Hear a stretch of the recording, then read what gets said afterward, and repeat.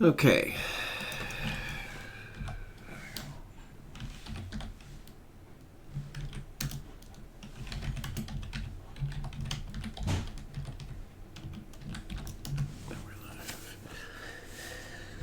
All right. So, the plan for today, I want to go over how to build that fortune cookie lab kind of from scratch. And I think through that process, a lot of these pieces, the different pieces that we've talked about over lesson 7, lesson 8, talking about Volley, how to put all those things together, will maybe start to make more sense. So that's what we're going to go through. If you have already started the fortune cookie lab, I just kind of recommend starting with a blank project, so that way we can all kind of start from the same clean slate. So that's what I'm going to do. I've got kind of a version of this working already, but I'm going to start a brand new project and go from there.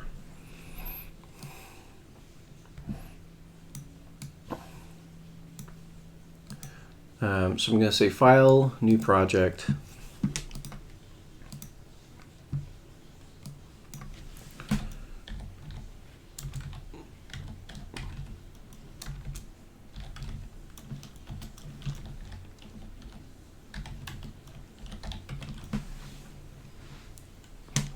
So I'm going to give this one a little bit of a different name.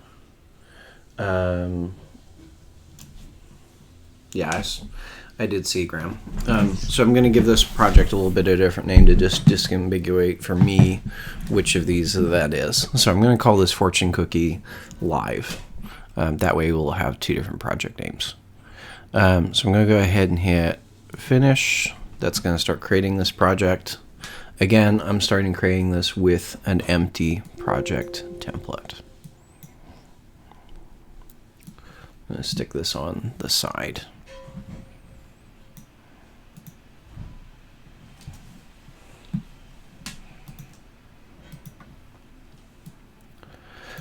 So I know that takes a little bit for everybody to get the project up and running.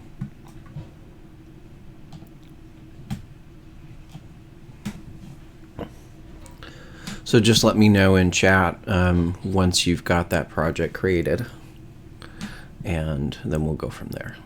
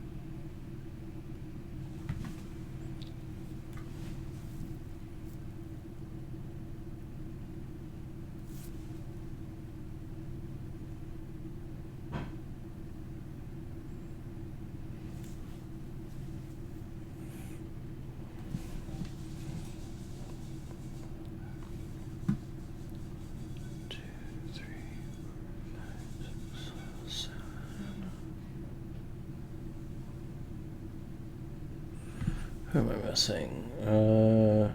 Graham. Yeah, no, I've got you. Okay, there we go. So everybody's got the project up and running. All right, so the first thing I want to do is actually just set up the UI. So if we look at kind of the screen mock-up that's in the assignment, we see that we need a few different controls.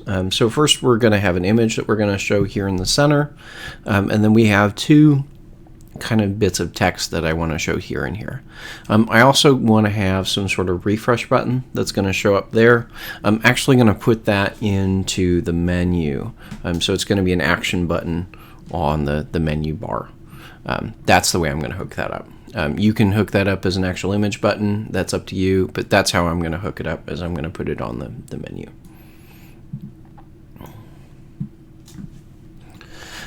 So let's start with that. So I'm going to open up the layout. We're going to get rid of the text view that's already there. And we're going to add in all the controls that we need. Yeah, an FAB would work too, Graham. That's fine. Obviously, if you're going to use an FAB, you would need to start it with the basic template, but whichever is fine. So I'm going to drag in the image view first.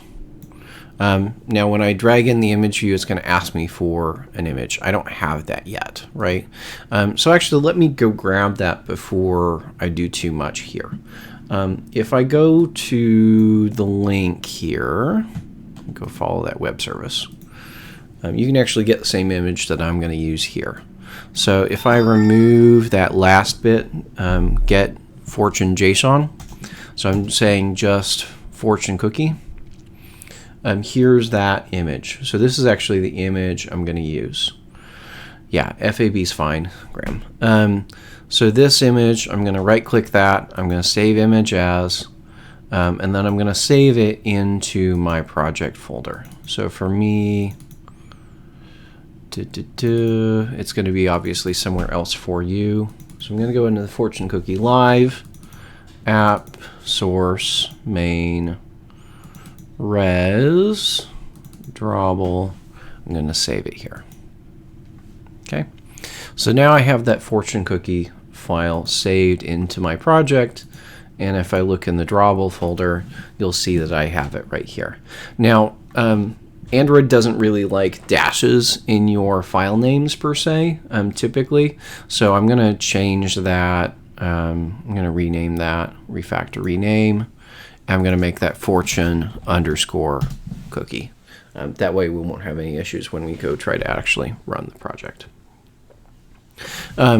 So if you go to the same place as the web service, do I have it open here? Same place as the web service.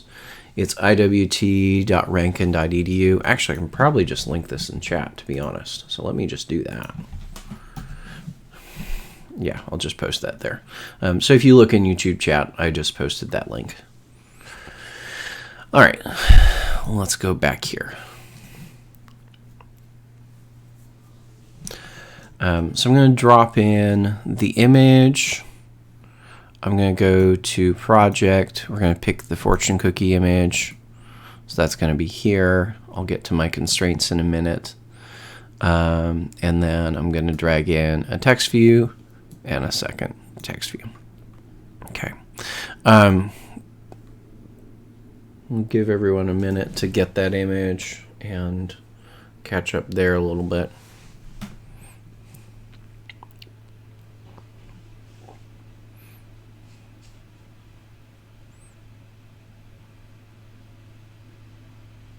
So Dalton, did you find that? Did you follow it and get the image now?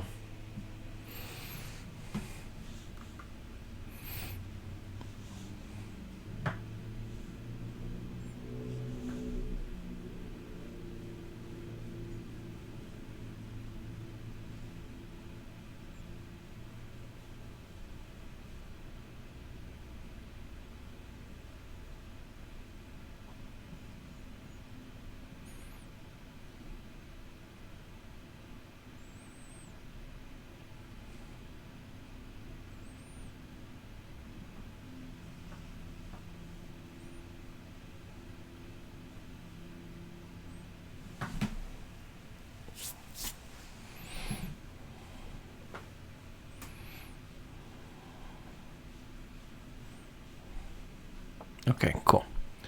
So assuming you've got the image in now, I'm going to start hooking in some of these constraints.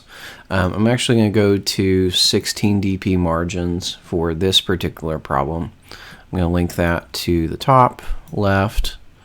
I'm also going to link it then to the side. I'm going to change that to 16. So this image is linked to the top left and right side. You'll notice that I don't have any constraints right now on the left side, on the right, the bottom side of the image. I'll fix that in a minute. But first I need to give these text views some constraints. So I'm going to link this down here, like so, and I'm going to do a similar thing with that second text view. So it's centered there, and then once I've got that done, I can actually link the bottom constraint down to here. Okay. Let me flip over to the blueprint view, so this is maybe a little bit more visible. And then what I'm going to do, zoom in a little bit here so it's bigger. So you see I've got the margins there. I'd actually like these things, if the text is wider, I kind of want to make sure it word wraps the right way. So I'm going to actually set both of these text views. I'm going to change their width to match constraints. So both of these text views, their height is wrap content, so they'll adjust based on the height of the text, but I want them to always be the full width of the screen. Now, one of the things we know as soon as I did that, if we're looking at the screen mockup, you might notice that both of these pieces of text are, well, they're center aligned, right? If I look at where the text is right now, it's all left aligned. So I want to fix that. So in order to fix that, I'm going to go ahead and set both of these to center alignment for the text. Okay, so now they're scaling to the full width of the screen, but they're also center aligned. So that works together. I want to do a few more things here. I want to change the text in this. So I'm going to remove, where's the, I have the wrong thing selected. So I'm going to go to the top text view. I'm going to remove the regular text. I'm going to put it in the designer text. I'm going to say fortune message, like so, just as placeholder text. And I'm going to say fortune updated. So that way I have some placeholder text to see what it looks like. If I go back to my design view, we can kind of see what that looks like. Just for stylistic purposes, I'm going to apply a few styles to these two different text views. So the top one I'm going to make bold, and the bottom one I'm going to make italic. I'm also going to change the color of both of these. So I'm going to make this black. So this is under the Android section. So that's black, and this one is going to be darker gray. So there'll be some color difference between those two text views as well. So I mostly got that set up. The one thing I want to do on the image view, and I noticed this on the Magic 8 Ball labs that I got, a few of you ran into the issue where, well, that image was basically too big for you. So one of the things you want to make sure that you do is go down and test it on the 4-inch phone. And what you may also find is that because we've just set the image view to wrap content, it's going to try to display that image at its original resolution, which may be too big. So to avoid that, I want it to be able to actually scale down. And part of that is how I've set up the constraints. But the other part of that is I'm going to make both of these widths match constraint. So it's going to scale that image down. Now, one of the things that happens once you do that, you can have some kind of weird behavior as far as the image getting stretched or different parts getting cut off. So one of the things you'll want to change, and you generally want to do this with any image view control that you have, is you want to go change the scale type. So there's a few different scale types that you can use. If we say fit XY, that's going to scale the image to be fitting exactly the space that's available. The problem is it doesn't respect the aspect ratio anymore. You can see that it's scaled vertically, right? It's stretched. So I don't want it to stretch it, so I'm going to use one of these different modes. If I say center inside, it's usually the one you want, that's going to then put it, actually I think, or do I want fit center? Yeah, I think I want fit center. So that's going to scale it down to that. Yeah, I can't remember what the difference between those two is. So I'm going to try fit center there. So that will mean that it kind of scales it down, keeps the aspect ratio, but it's centering it in that screen space that it's available. Okay. The last thing I need to do in the layout is actually give all these controls an ID. So I'm going to go through and do that real quick. So I'm going to call this one fortune_image. And then I'm going to call this one fortune_message. Yep. And I'm going to call this one fortune_updated.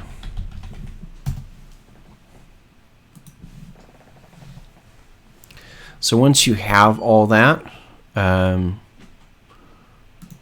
this back over to the blueprint view. Once you have all that set up, so we're kind of at the same pace, same place, go ahead and put a message in YouTube chat and we'll go on to the actual code.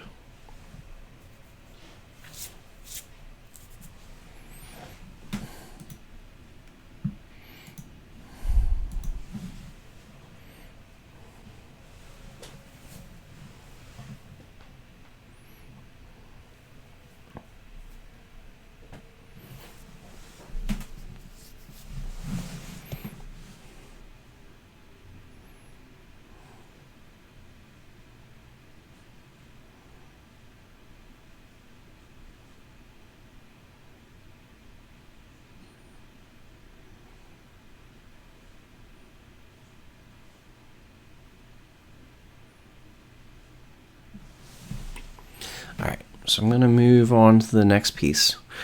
So when the user clicks on the image, I'd really like it at that point to potentially refresh the fortune that's there. So I'm going to go into the image view. I'm going to add an onClick property, and I'm going to say refresh fortune.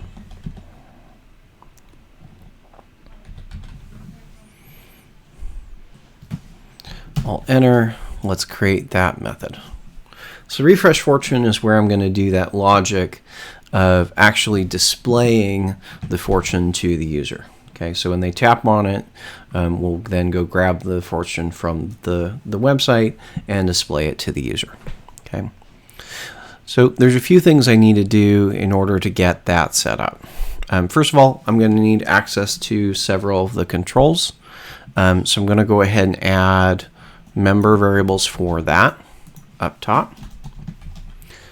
So I've got mImage for the image view, mMessage for the text, and that the text of the fortune, and then mUpdated for the actual how long it's been since the fortune was updated.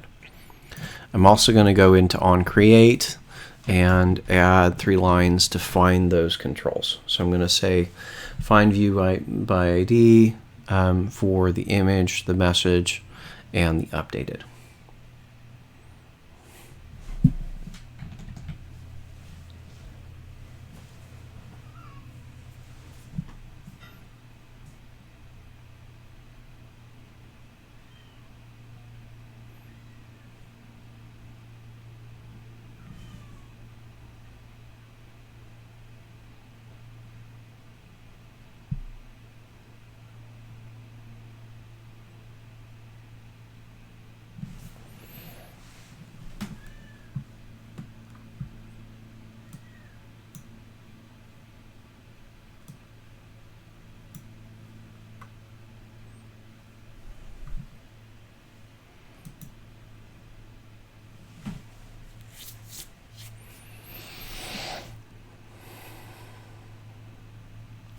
So for kind of a simple test, just to make sure that this so far is working, I'm going to go into a refresh function, and we're just going to say mtext.setText. Please don't extract the strings I'm going to put here, because we're going to remove them in a moment. They're just for testing purposes.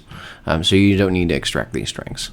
I'm going to just say, hey, here's my message, and I'm going to say, let's set updated to set text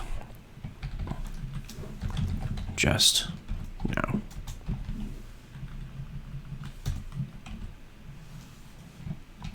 So in theory, if I run this just in this current state, once I click on the image, I should immediately see it show those two things.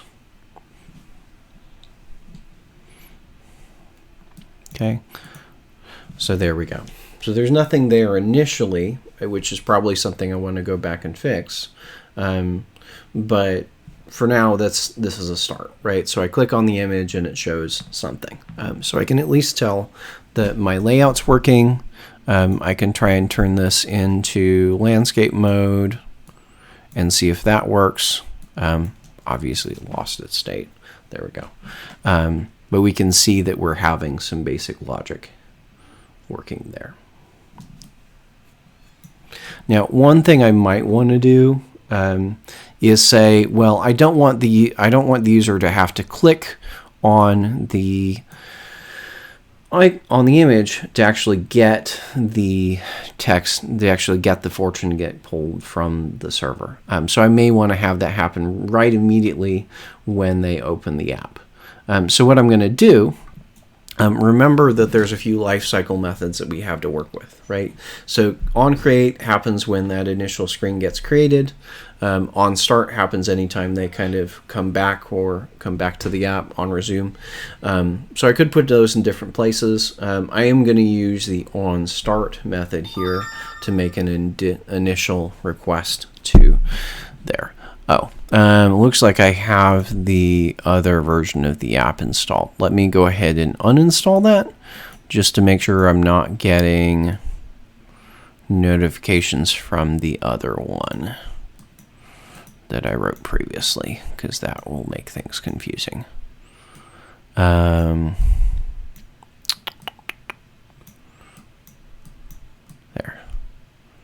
we go. So what I'm going to do here, I'm going to say onStart. And in onStart, we're going to say refresh fortune. And I'm just going to pass in the image there. So I'm going to say when the app starts, go ahead and refresh the fortune. Don't wait for the user to actually have to click on the button to show the fortune.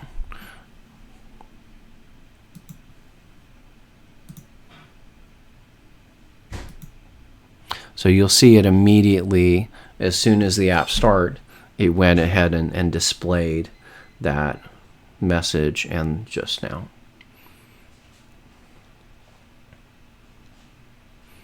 So one of the things to keep in mind, obviously, as you're building these things out, and this is why I'm kind of testing it early, you want to make sure that you're testing early, testing often, as you're working through these things so that you know where the problem is.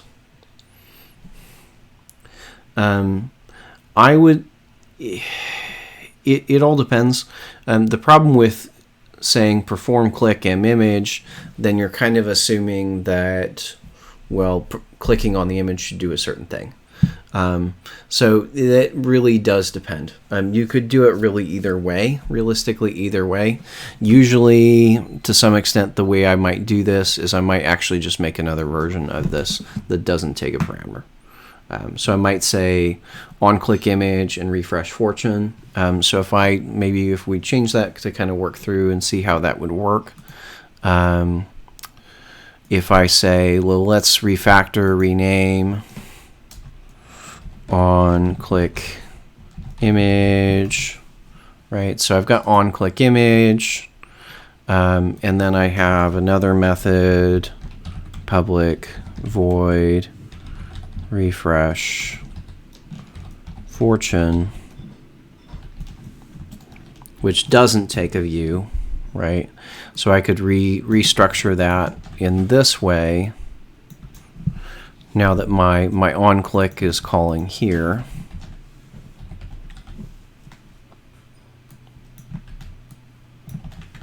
So that would be that's kind of the more general user, kind of the more industry standard way of doing that, actually, rather than saying say a perform click.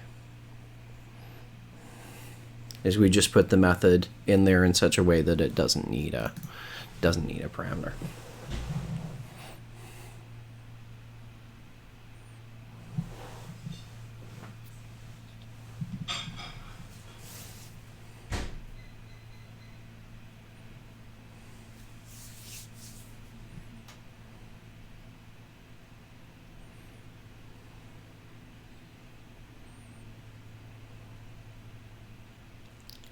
So right now, one of the things that I see, because I'm always setting the text to the same thing, it can be hard to tell when these methods are actually called because there's not necessarily an apparent change.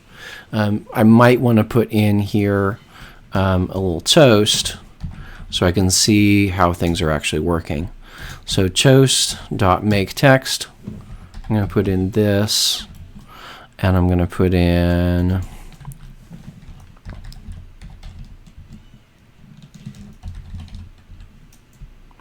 maybe I'm just going to say refreshed.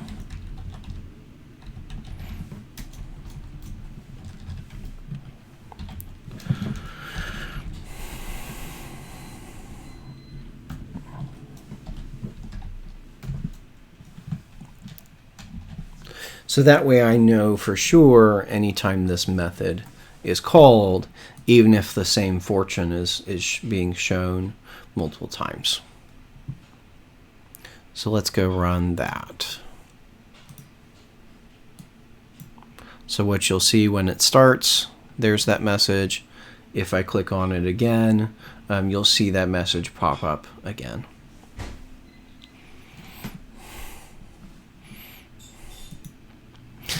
So now I think what I'm going to do next is I'm going to add in that menu. We're going to add in the refresh icon. Again, if you wanted to do that as an FAB, that's perfectly fine.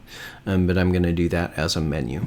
So if you would follow along if you're following along with what I'm doing right now, I would definitely put that in as a menu item. Okay. So I'm going to go into Drawable. I'm going to add a new icon. I'm going to say add image set, asset. I'm going to go to action bar and tab icons. I'm going to call this IC refresh.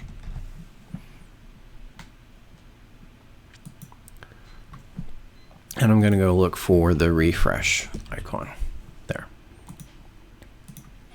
So this is IC refresh with the refresh icon. You'll want to make sure that this is set to hollow dark so that we get a light colored icon. Okay, so let's go ahead and create that. So it's going to be IC refresh, boop, boop, finish, add. All right, so now let's create that menu. So I'm going to right click on the resource folder. I'm going to say new directory. We're going to call this the menu directory. So I've got the menu directory here. Right now it doesn't have anything in it. I want to create a menu resource, so I'm going to right click on that menu folder. We're going to create a menu resource file. And we're going to call this menu_main. So menu_main. All right. I'm going to add in a menu item. The text of this item will be refresh. I'm going to use the icon we just created. So IC refresh. I'm going to click a little flag icon here and change this to always. So that icon will always show up as an action.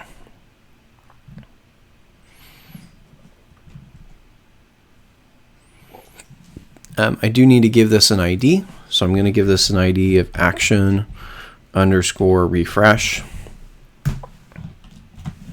So that's my menu. Pretty simple, just one menu item. That's all there is to it.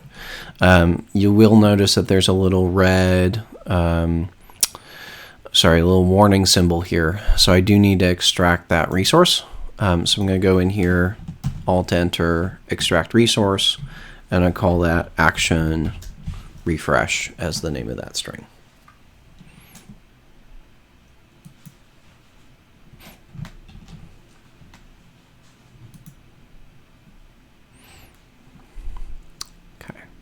So now I've got my menu resource. I'm going to go back to main activity and start hooking that up. Okay, so down here, or maybe I'm going to do it underneath on start. I need to implement the method to create that menu or inflate it. So on create options menu. Okay. We're going to call the superclass first, and then I need to get the menu inflator. So menu inflator is equal to get menu inflator. We're next going to inflate that menu resource that we just created. So inflator.inflate r.menu.main menu return true. So that's enough to get my menu shown. I also, remember, anytime I create a menu, I also need to pass in the menu object. Also, anytime I have a menu, I also need to respond to when the user picks an item from that menu. Okay, so on create options menu, just to refresh, is going to create the menu, put it on screen. I need to return true here to tell it to actually show it. Otherwise, if I return false, it will not actually show the menu. So we've got on create options menu. I'm going to now create on options item selected. Okay. So we're going to switch based on which items picked. So I'm going to do item.get item ID. That's going to be my switch. And in the default case, I'm just going to run that superclass logic. So in the default case, I'm going to say return super on option item selected. In the case they pick the refresh icon, which is case r.id.action refresh, we're going to call that refresh fortune method and then return true.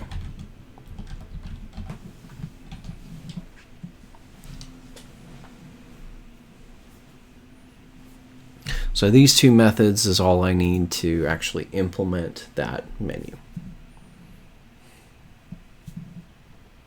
And we can go verify that in the app. So I'm going to go run it real quick here. I'm going to hit the button, and we'll see that the toast appears there, that it's been refreshed. Okay.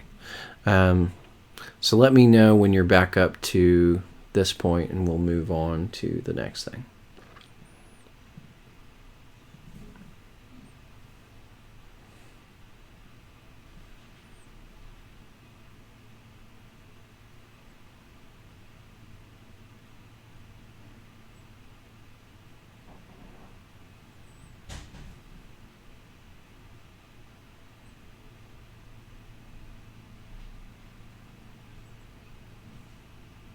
Yeah, technically you could use an if statement there too. General good policy though is to use a switch statement in your on option item selected, because if you have the more items you add to your menu, the more of a performance difference it has to have that switch. But an if else there would work as well, and with there only being one item in the menu, it doesn't really matter. But if I was going to put more things in the menu, it would.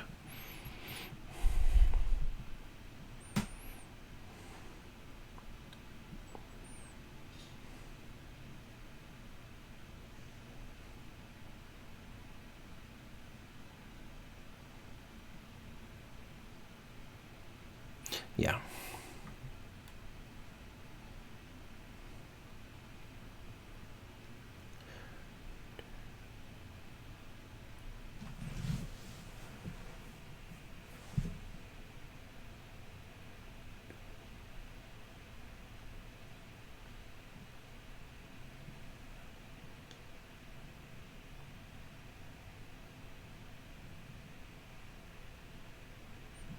Okay. So that's the basic code for just saying, we want to listen for when the UI does something, and then we need to do something in response. So now at this point is where I'm going to start.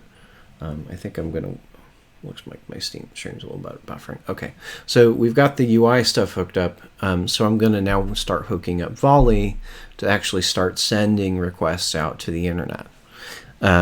So the first piece to set up Volley is I need to actually go to my Gradle, and we need to add a dependency to that. So I'm going to add that line of code here.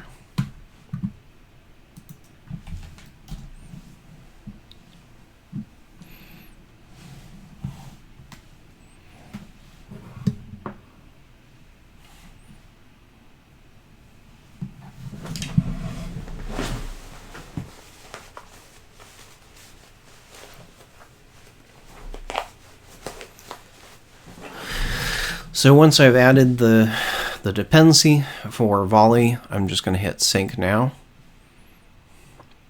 Make sure that's all up to date. And then we need to start hooking in the request queue. So I'm going to go back to main activity, and we're going to go all the way up to the top here, and I'm going to add in that request queue object.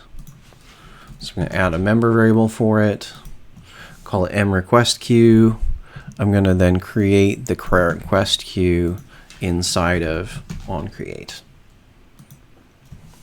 So I've created the request queue. I'm also going to need a constant.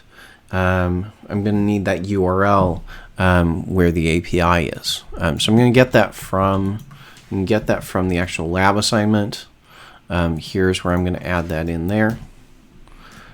If you would need that, I'm going to go ahead and paste that into stream so you have that code.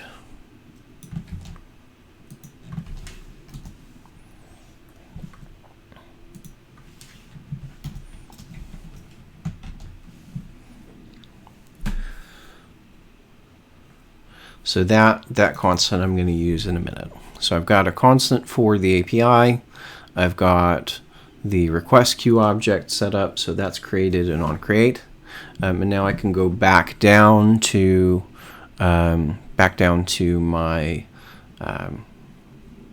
my refresh method and start hooking that up together. So I'm going to comment these things out. And I start putting in my logic for the Volley request. Okay, so let's start with a string request. I know this is JSON, but I want to kind of work up to there, starting with something kind of on the simple side, and then working up to the more complicated side of actually parsing the JSON. So I'm going to make a string request. Create that as a request object. I'm going to say new string request. That string request needs a few parameters. So first it needs the method. So I'm going to say tab that down, be request dot method dot get. Okay, and next I'm going to pass in that API URL. So API URL. Those are my first two arguments, and then I need to give it a handler for what to do when I need to give it a listener for what to do when we actually get a response. So I'm going to say new response listener. It's going to fill that in. It's all red right now. That's actually okay. I'm going to add another comma, and we're going to say new response error listener.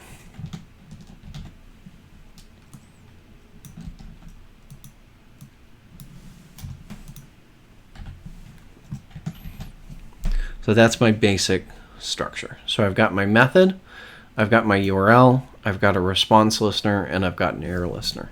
At the end of that, we need to make sure that we actually tell it to run that request.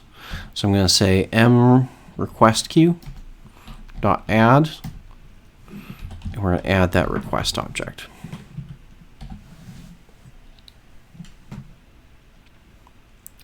So that way we can see if there's, we can actually initiate that request. Okay. Now that we've got the basic skeleton, I need to actually go start fleshing out both this onResponse method and this onErrorResponse method. So I'm going to actually start with the error case. So in the error case, I want to set the message. I'm going to set that to error.getMessage.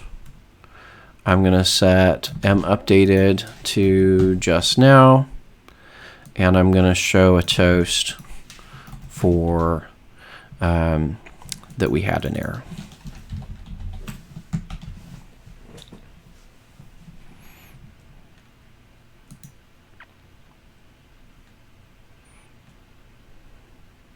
Now this here, you can see is kind of, it's giving us an error because this now refers to this response error listener object. So I need to actually clarify which item, which this does this refer to. So I want to actually refer back to a context. So in this case, that's going to be main activity. So this is going to be main activity dot this for my context. Okay. I'm going to do a similar thing. Actually, before I do that, I'm going to go ahead and copy this code out. So we're going to say Alt-Enter, extract string resource. This is going to be, what am I going to call this? This is going to be updated just now. Updated just now is going to be the name of that string. It's going to give me an error that's going to go away in a minute. And this is going to be Alt-Enter, extract string resource. I'm going to call this toast dot toast underscore error.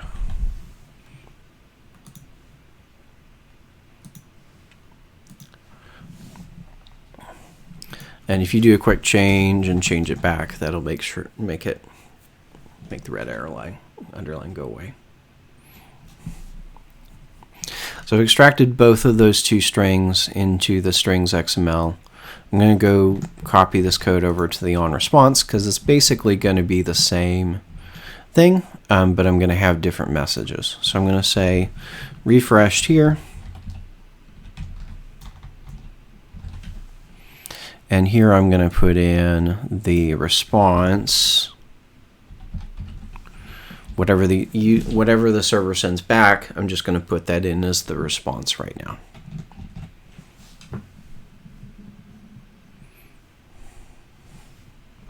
And I do need to extract that resource. So I'm going to say Alt-Enter, and this is going to be toast refreshed.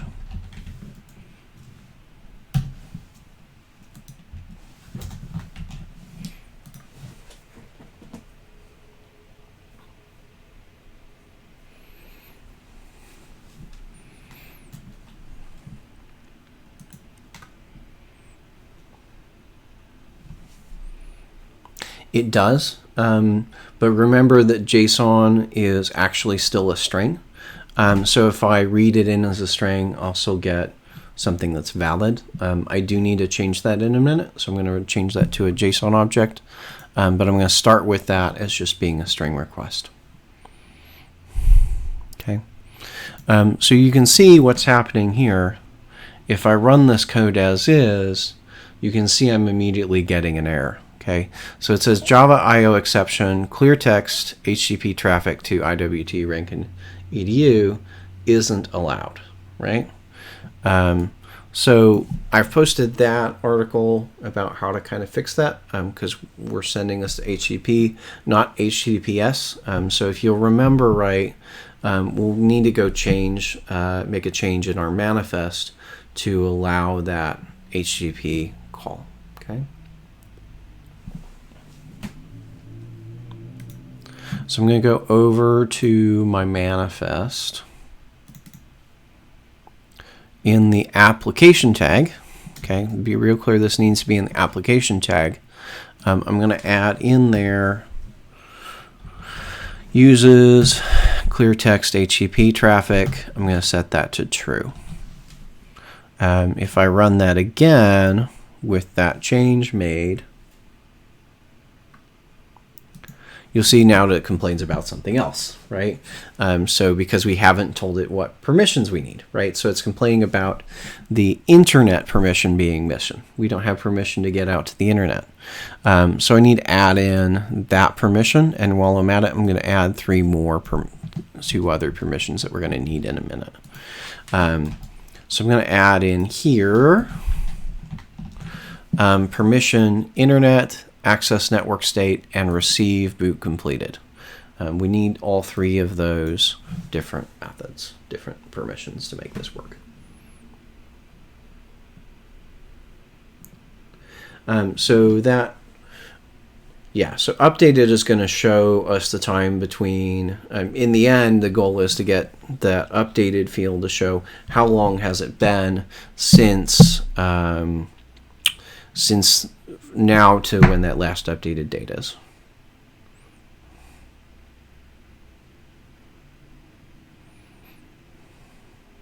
What's broken? Oh, okay. Let me see about that. So pop out chat.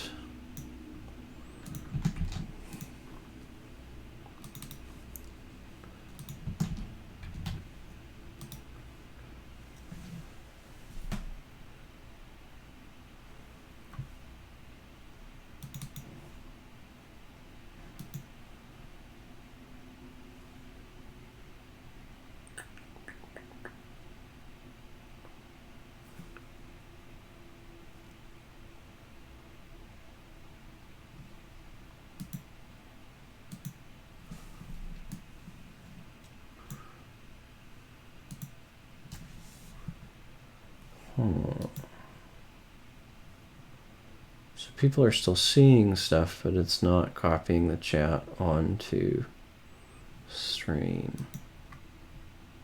That's interesting.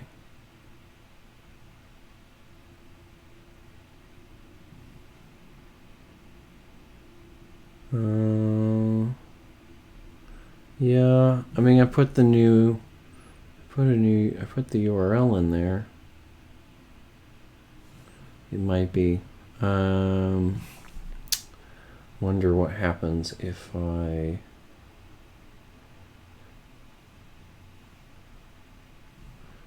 restart it there.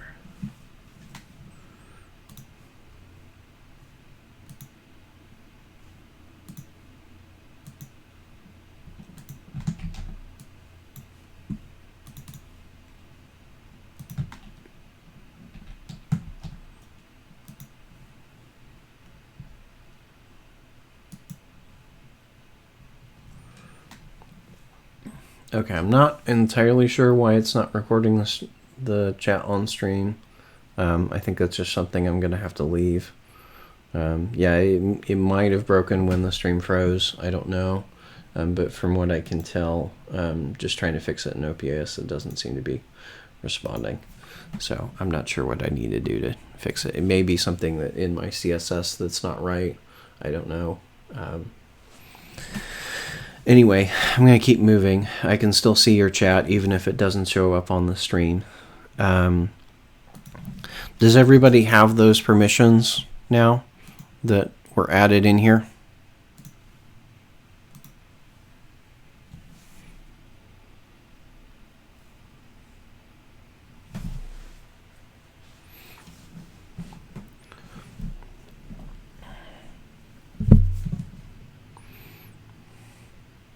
So if you're not caught up at this point, please let me know so we can get and kind of figure out where you're missing.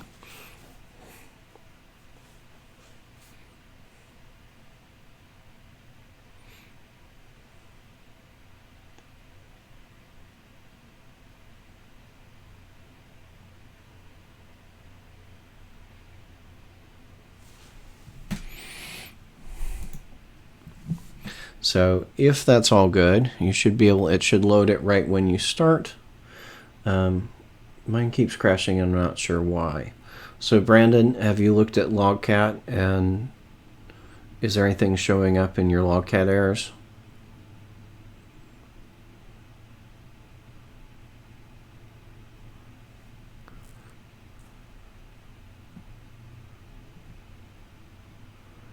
Volley request. Oh, so that means that you're missing this line, Brandon.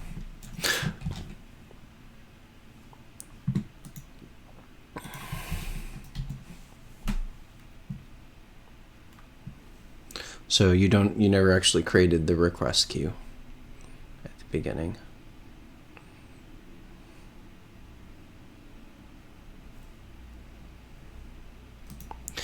So in theory, you should be able to hit the refresh button up here. That should cause it to pop up that refresh toast.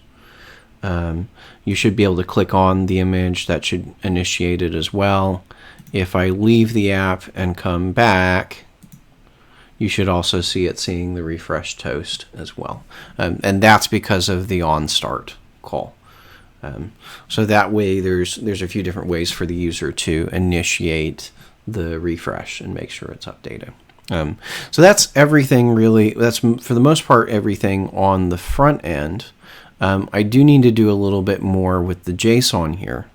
So there's a few different ways for me to deal with parsing that JSON request. Okay, I can do that, as I mentioned, kind of in the Discord chat.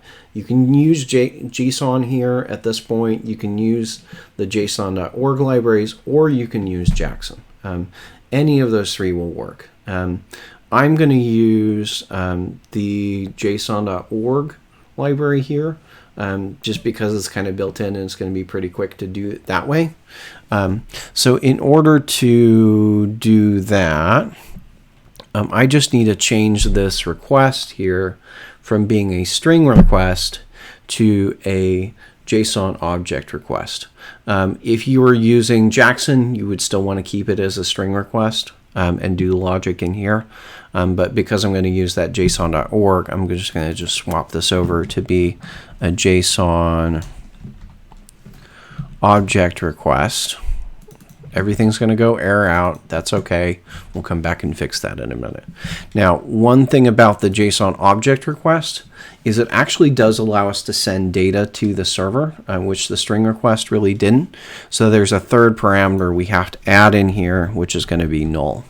So this object right here, I'd fill that in with, if I wanted to send data to the server, if I wanted to post data, that's where I would put it. That's where I would put the JSON object if I was sending it to the server. But I'm not going to send anything to the server.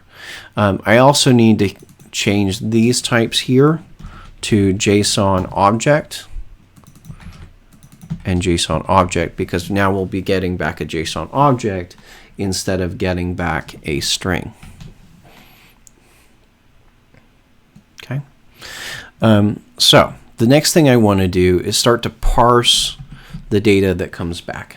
Okay, so if I want to grab out the properties that I'm seeing, I need to know, first of all, what names are they. Okay, so if I go to the browser and I look at what the output is, you'll notice that there's a JSON object here, and it has two properties. It's got one called fortune, and it's got one called last updated.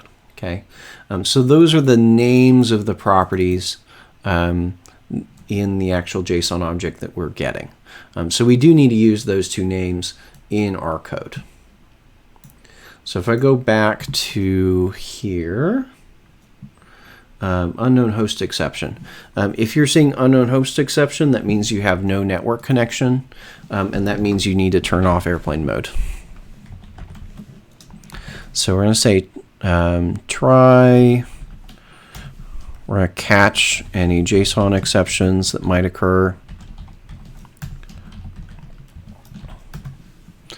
Okay, and I need to pull out those two pieces. So string message is equal to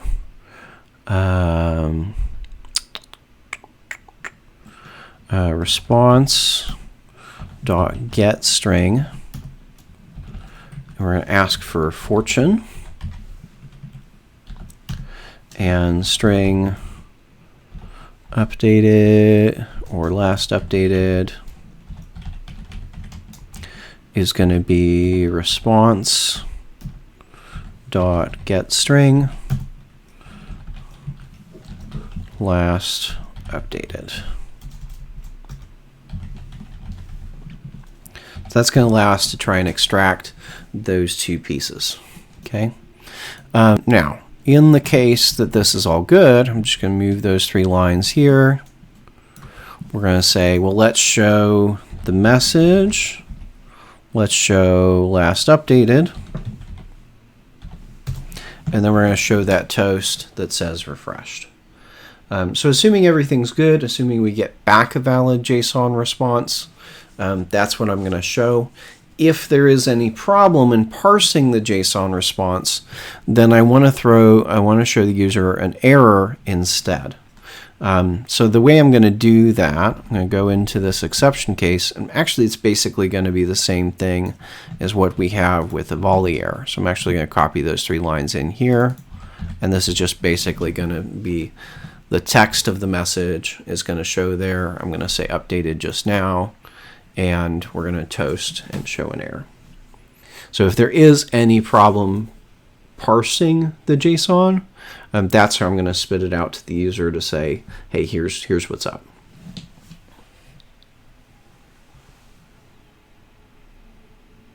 Yeah, JSON formatter, that can be very useful. I use their website quite a bit.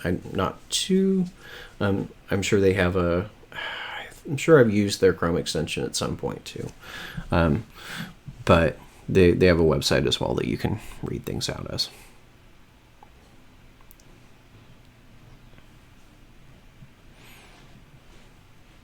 Okay, so let's run this. And you can see now we've got the message shown here, and we've got the timestamp being popped into that second field.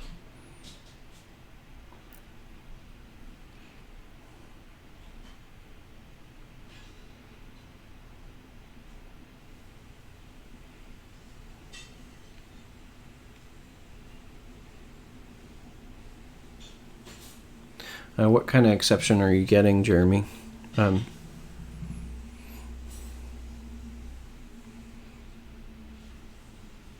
JSON end of input character 0. Interesting.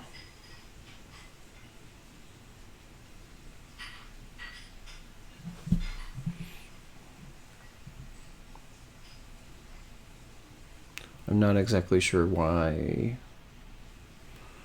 Yeah, you may need to check that.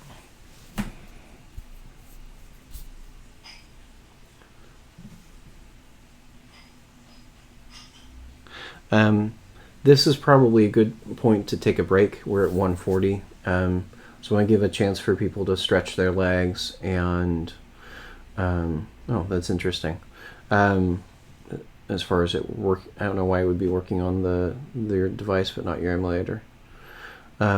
Either way, yeah, that may be one thing to do, is to try and run this on your physical device. I'm going to go ahead and have us take a break here. Let's come back at 2 o'clock and we'll resume with the rest of this. But this is probably a good point for people to get up and stretch their legs, use the bathroom.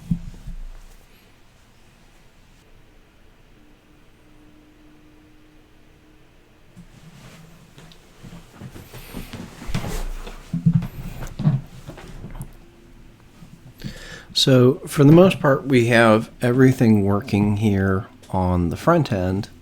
The next piece to do, I think the last piece to do on the front end, is to be able to show that time as the amount of time it's been since it updated.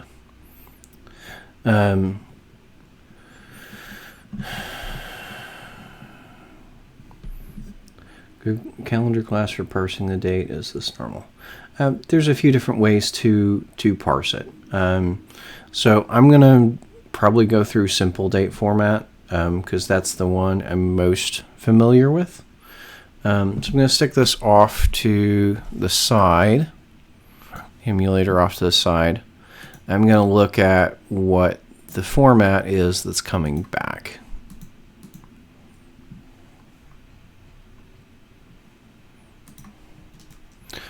So here's the actual timestamp that I'm getting back.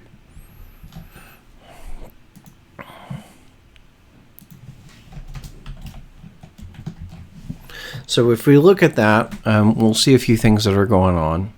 We'll see that there is a year, a month, a date, and then we have hour, minute, second. We can tell by this being 18 that it's definitely a 24 hour clock, and well as the time zone at the end. Now the time zone is important because it's running at UTC time.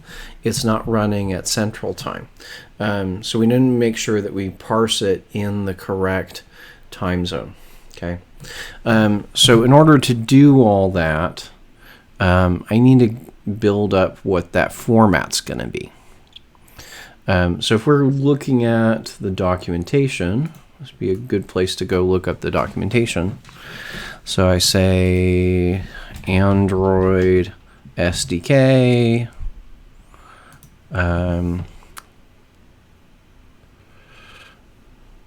docs, and we're going to look for the simple date format class.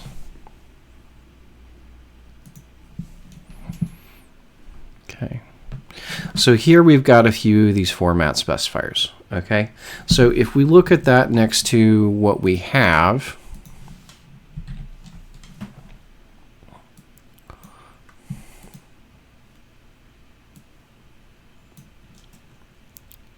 we can see that the first thing that I need to parse is the year. Okay. So according to the documentation here, that is a that's a lowercase y. It's not, we don't want to use the uppercase y, we want to use the lowercase y. So I want to say y, there's 4 y's there. And then I want to go for the month. We can see that this is the uppercase M I need for month. And then day and month is a lowercase d. You'll see that uppercase D is something else. It's day and year. So that's going to give us a different number. So I need lowercase d there. And then I need the hour. Now, remember, I need this as a 24-hour clock. So if I use an uppercase H, that will be 24-hour. If I use a lowercase h, that'll be 12-hour. So here I need to use HH colon. And then we need the minute. So the minute in the hour is a lowercase m. And then the second in the minute is a lowercase s. And then finally, I need the time zone. So you'll see there's a few different sort of time zones here. We've got Z, we've got an uppercase Z, we've got an uppercase X. The one we want to use is going to be this lowercase z. So I'm going to put that in as there. So that's going to be my format string that I need to parse it out. So that's kind of how you're going to look that up. And again, I'll kind of link this documentation here so you can refer back to it. But that's where you're going to figure out what your format string needs to be, looking at what you're getting back, and then from there extrapolating into your format string. Okay, so let's create the simple date format object. So I'm going to say simple date format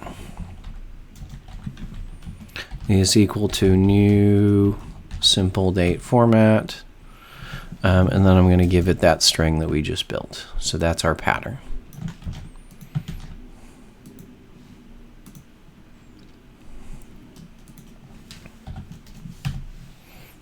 Okay. I also need to tell it, oh no, that's it. So I need to tell it that format, and then we're going to start actually parsing it. So date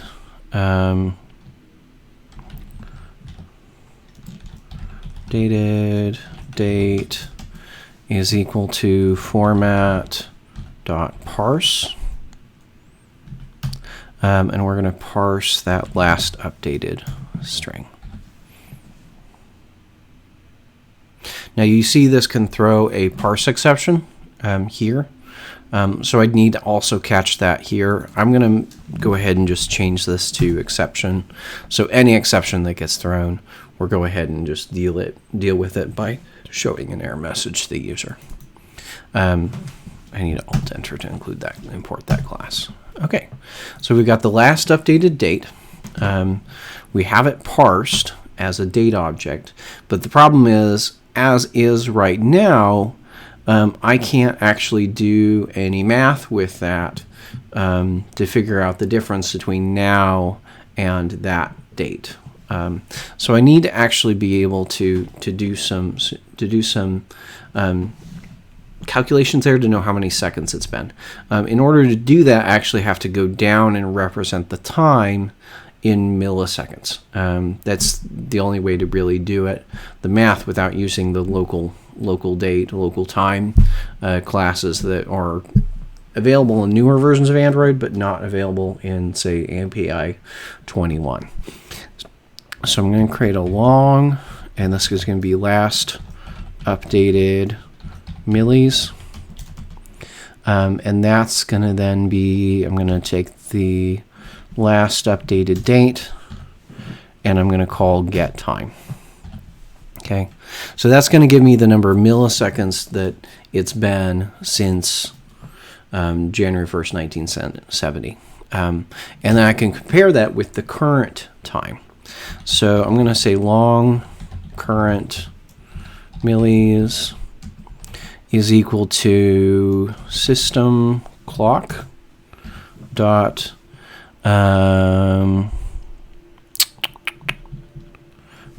get current time. No. Oh, I need to do just system dot current time milliseconds. Okay, so these two numbers, now that they're both in terms of milliseconds, I can do the math with those two numbers. Okay, so now we're going to do that here. Elapsed is equal to elapsed seconds is equal to the current millis minus the last updated divided by 1,000 as long. So we take the current time, subtract the last updated time. That tells us how many milliseconds there is between those two things, between right now and when that message was updated. And then we divide that by 1,000. That takes us from milliseconds down to seconds. So that'll do the math there. And then finally, I need to show that elapsed milliseconds in the output. So here, in the last updated section, I'm going to change this over to be string.format. And we're going to say %d seconds ago. Okay. In theory, it should give you the same thing, Graham, but that is underneath it. It's calling this method anyway. So you're actually going to get some more complexity because of everything that it's doing on top of that. So it'd be better to still do just system.get current time millis, because it's actually doing that inside of new date. It's calling that method.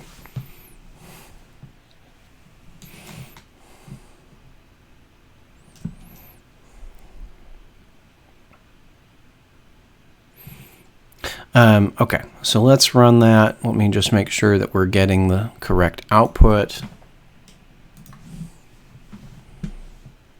And there we go. So you can see it says it's been 115 seconds since that message changed. If I go out to here, I'm going to make that message update manually. And we can see that now it's been 2 seconds since it updated. Now, one thing obviously you'll know there that it's not automatically changing it. I do have to hit the reset button the refresh button, in order for it to actually go show me the new time there. So that's one thing that you might want to look at as how to fix. The way around that would be to use a timer to kind of repeatedly update that output. I'm not going to do that right here, right now. We may come back and look at that, but that's just something to understand. That's not going to automatically update because it's only updating every time we go and actually make a request. Okay. All right. So that's there. Obviously, anytime I have strings that are shown to the user, I typically want to make sure that they're translatable. So I want to move this string here.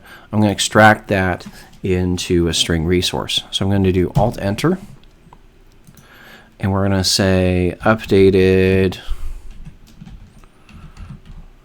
seconds ago. So that's the string that we're going to end up here. And I'm going to clean this up a little bit. Oh, no, that does need to be there. Get string. There we go. So I'm going to call getString, pass in that ID, and then pass in the elapsed seconds, so that'll get replaced into the format string there. Okay. This is complaining here about our format. Really, for this purpose, it's always coming from the same format, coming in the same locale from the server. So I'm going to go ahead and change that to be locale US. If that was coming from the server in potentially different formats, or if it was sensitive to the user's locale, then I might want to not do that. But because we know this is coming from the server, it's always going to be locale US. I'm going to force this to be parsed in locale US, rather than whatever the user's locale is. Okay, so that's how we display it, as how many seconds has it been since that message was updated. Are there any questions about that?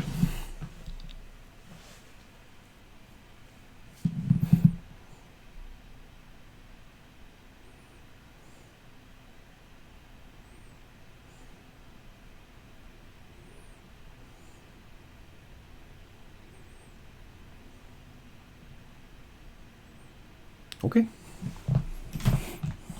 All right.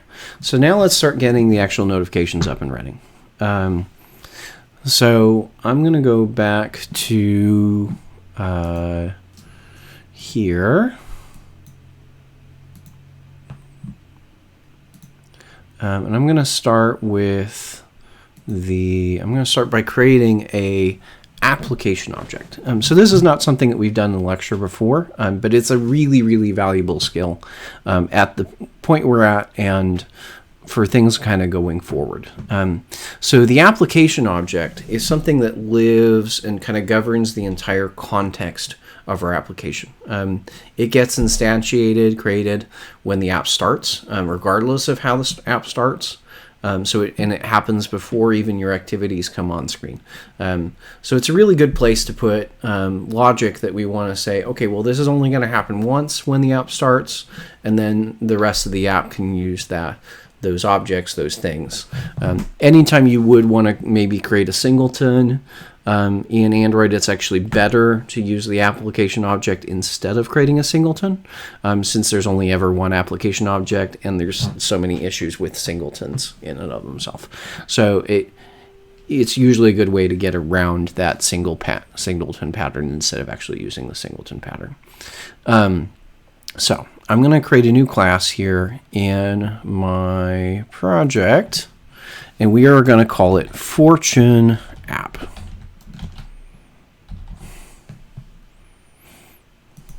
Okay.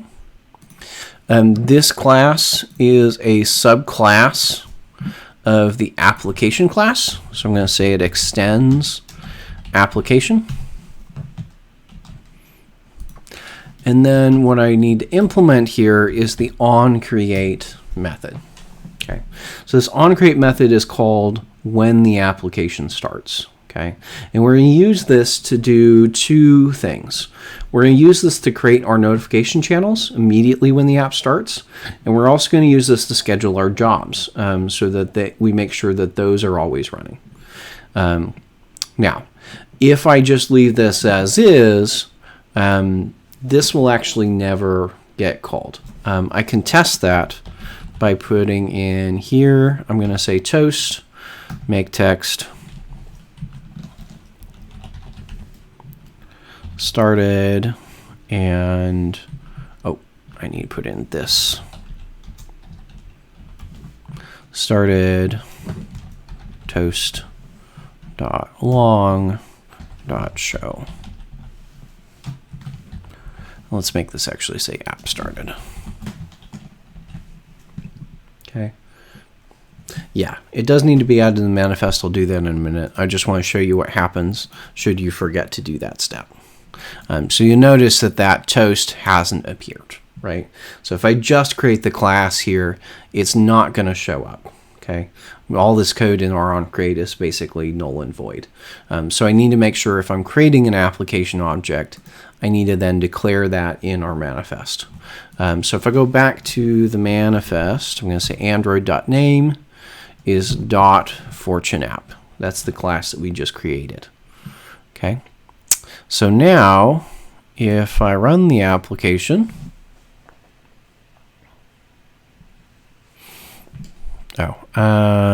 probably rather than using a log, I would need to use, probably than rather using a toast, I would need to use logcat here.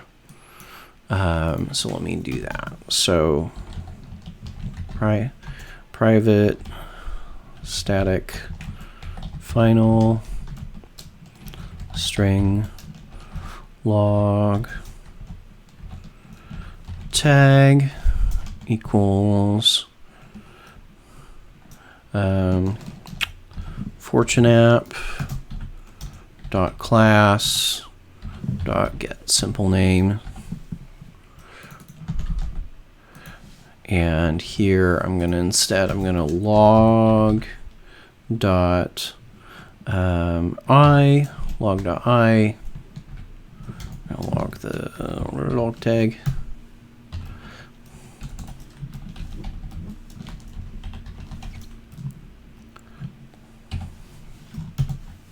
There we go.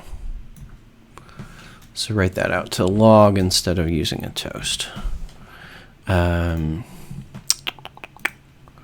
Okay. So let me filter down to just info. And assuming, there we go. So there we've got the message that the app started. So if we don't see that message, we know that something's up.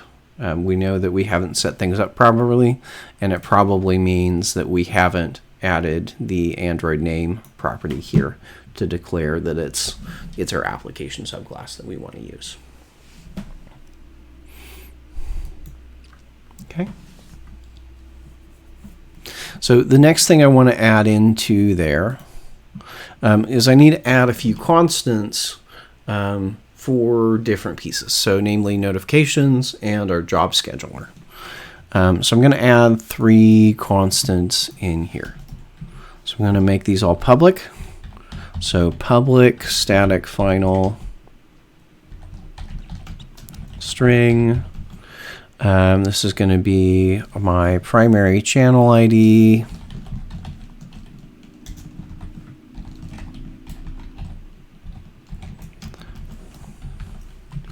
Is primary channel ID. I need an ID for my notifications and an ID for my job. So public static, yes, absolutely can. Public static final string, or no, this needs to be an integer, my notification ID.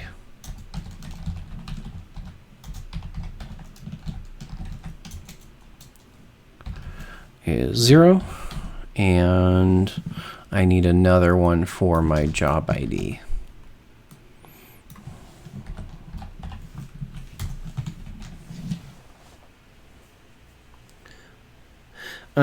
It's not just so my main activity doesn't get cluttered, Graham. I'm actually putting this here because A, it's really stuff I want to happen anytime the app starts. And it's also something that I don't want to, these things I don't want to clutter up any of the activities or even the job services that I have, because more than one service might reference these things as well as more than one activity. Or in this case, I may potentially want to refer to these things in both the activity as well as the job service. So rather than having these same constants everywhere, I'm going to put them here so I only have them in one place. So it's mainly the reason one of the reasons I'm doing that here is to reduce the code duplication that otherwise would occur. But it's also just a matter of managing things that is used in multiple places. So if we're talking about when the onCreate gets called, the onCreate gets called as the very first thing that your app does when it starts. So this onCreate will actually get called before your activities onCreate method ever gets called. This gets called first, and then your main activity onCreate gets called. The activity is always next. The other thing to keep in mind, if you open up multiple apps, so if you open up the app, shut down, close the app, open it again, or open main activity multiple times, that main activity onCreate will get called more than once as the app is running. This particular onCreate in the application only ever gets called once, right? So your activities onCreate can get called multiple times, but this doesn't. You actually have to force stop the app in order for this to get called again. Or if you hit install, that's going to force this to rerun. So that's the thing to keep in mind. This gets called first, and it gets called a lot less often. So anything that you want effectively to be one-time setup, this is the place to put it. And this is application-wide. Okay, so we're going to set those constants up. Then we need to add a few variables for a few different things. So I'm going to add that in here. So I'm going to need to use the notification manager. I'm going to need to use the job scheduler. And I'm also going to need to keep track of what's the last updated that we've seen. Because what we want to do is we only want to show notifications if the message on the server has changed. We don't want to show notification if we're just seeing the same fortune cookie message. Or if we're talking about articles, I don't want to post a notification if there's not a new article. So I'm going to keep track of this. This is going to keep track of the last one that we see and told the user that there was a new thing. Okay, so I've got those member variables. I need to go grab those system services. So I'm going to add that into my onCreate here.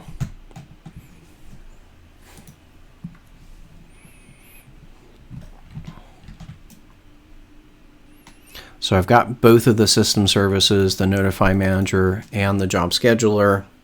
I need to grab those ahead of time because I'm going to keep using those as I go through here. I'm going to use those in potentially a few different places. So I just go ahead and grab them once, and then I can reuse them as I need them.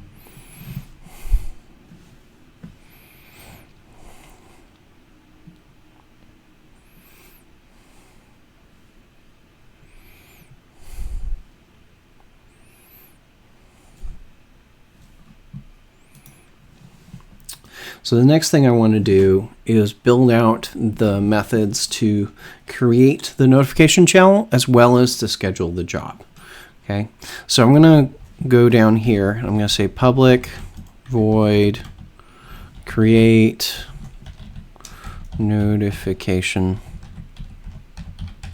channel.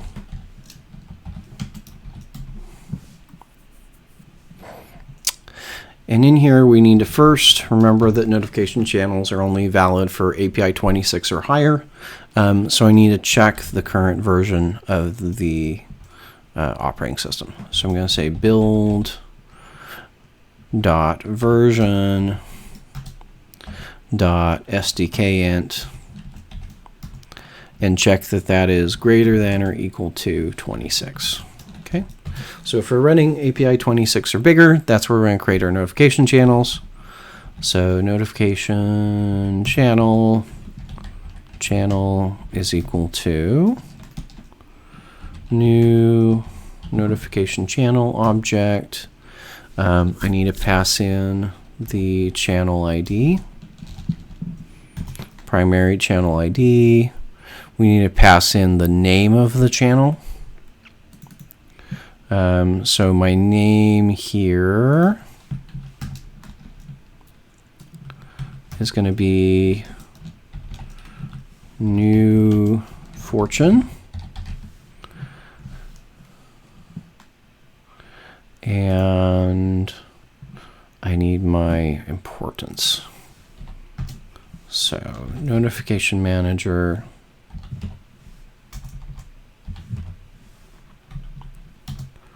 dot importance high. So we're going to say that this is a very important notification. So we want the user to see it right away. Okay. I also want to set the channel description. So I'm going to say channel dot set description.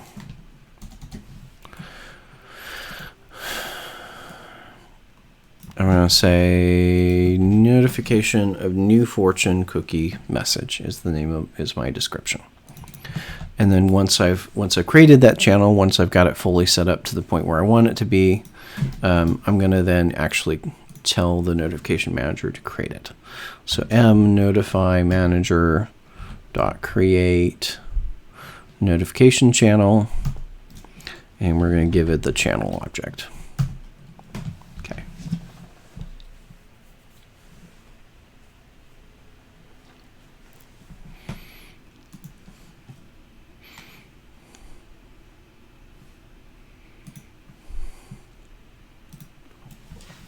Now, I do want to be able to change. I do want to be able to potentially translate both of these things in the future.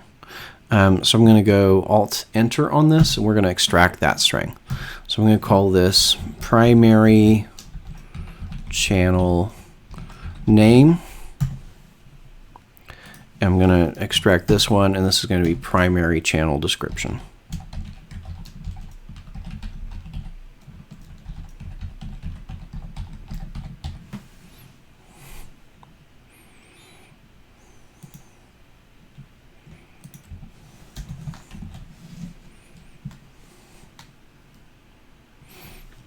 Okay, so we've created this method to create the notification channel, but I haven't called it yet. So I do need to move that line. I do need to call it from here.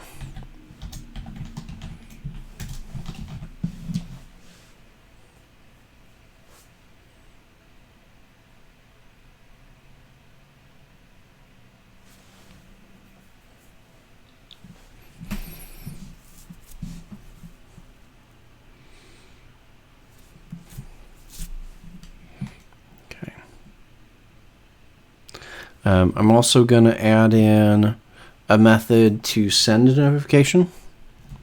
So I'm going to go public void send notification.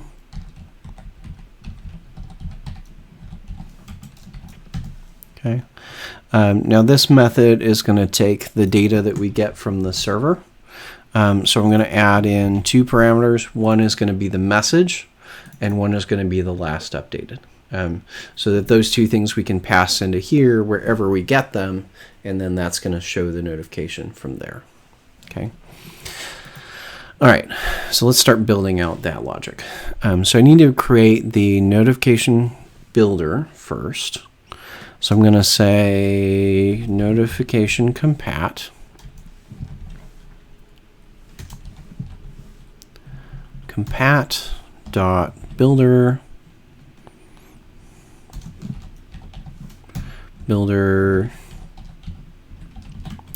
is equal to a new notification compat builder object. We need to give it the context. So application object is also constant, so I can also context, so I can use this here as well. So I'm going to say primary channel ID. Okay, so create the builder, and we need to start setting our settings. I don't actually want to make it static.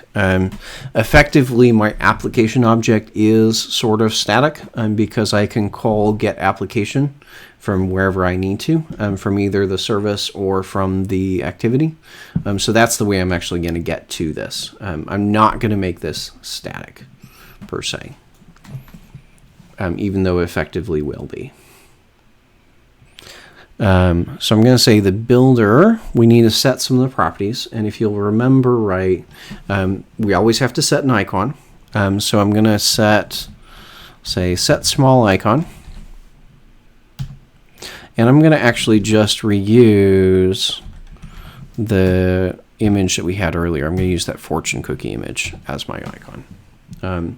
Reality, usually you want to make a smaller icon that you're going to use for that. That fortune cookie image is technically too big, but I'm going to go ahead and just reuse it right now because that way we have less to do. So builder dot set content title, and we're going to say this title is new fortune. We're going to say that the message, the content text, is going to be the message that we got passed into this method. So whatever we got from the fortune cookie, that's what we're going to use as the body of the message. And then I also need to set the priority for older devices. So set priority. And this is notification compat dot priority high. Okay, and we're going to default the other settings. So det set defaults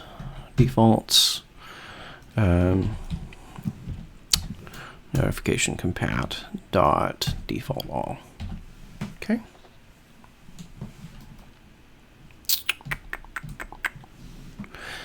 All right, so I have the basic bits of the notification built out.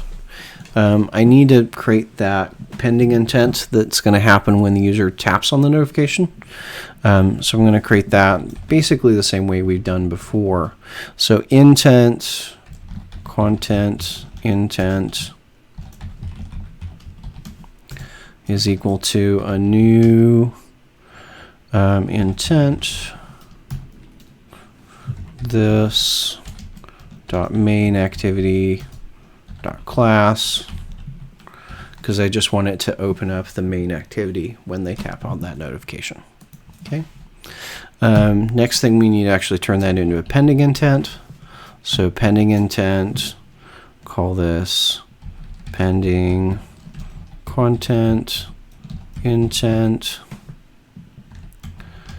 is equal to pending intent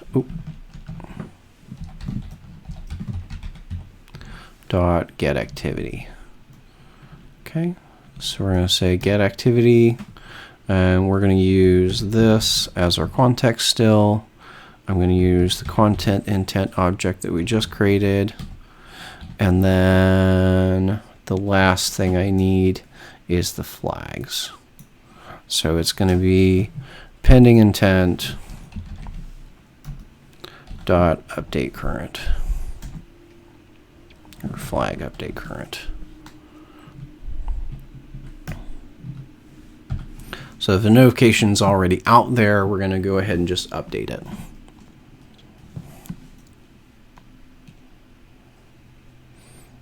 Okay. Cannot resolve method. Oh, I missed the notification ID.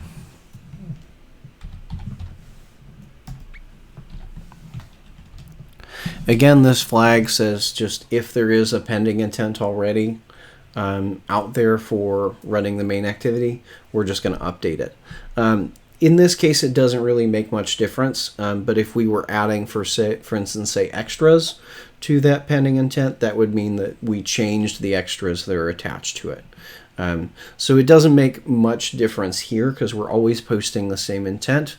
But if we were to say have some extras in there that change based on the notification, so maybe we have some extras that would change like the ID of the user or the post that's new that they want to open when they tap that notification, then that's where that would come in. We're saying we want to, any notification that was already out there, just kind of update it to point to the new thing. So now that we've got all that, I'm going to come back to my builder. I'm going to say set content intent.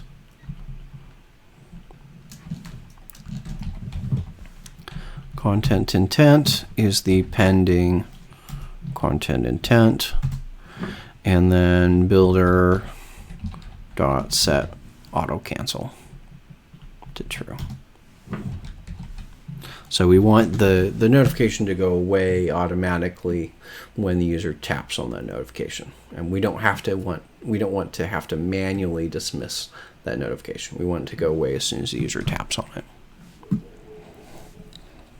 Okay, so we're going to add that in there. Set auto cancel, and then go back in here.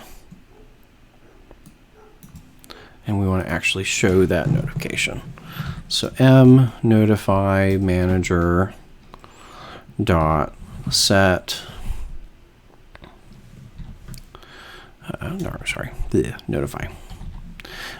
So I want to notify, and I need to pass in the notification ID followed by builder dot build. Okay.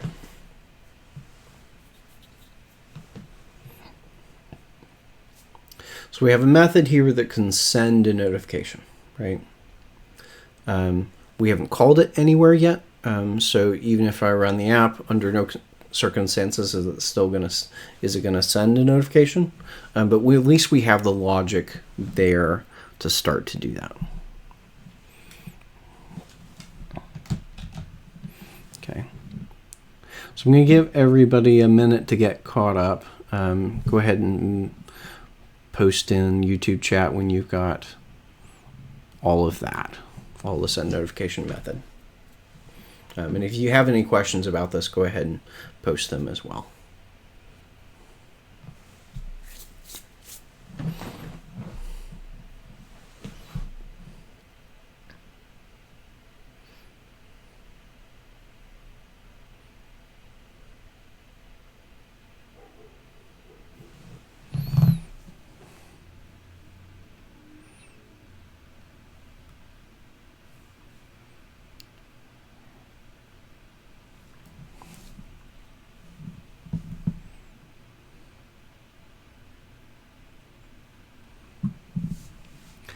Okay, so we've got the method. I want to test it. So I'm going to go back up to my onCreate method here, and I'm going to say send notification. So that send notification, I'm going to just say test, and I'm going to use now as the text to that. Okay. So this will give me a good quick way to make sure that it's working. Assuming that all goes well, when I start the application, we'll then see that notification appear. Okay, so I'm going to pull this up here. I'm going to hit run.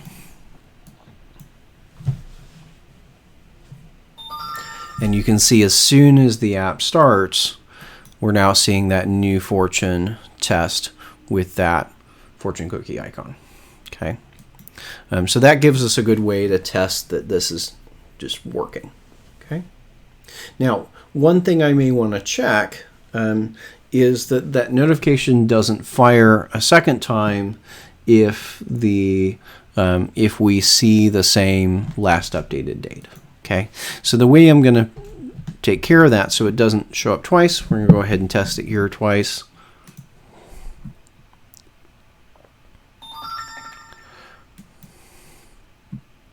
Although I didn't get anything there. Oh, let me do this. So test and test 2. So assuming that's all good, then I should just see that. Okay, so you see it's showing, it's running that second notification, right? So what I want to have it do basically is say, if the last updated is the same as we've seen previously, then don't show a new notification. Okay.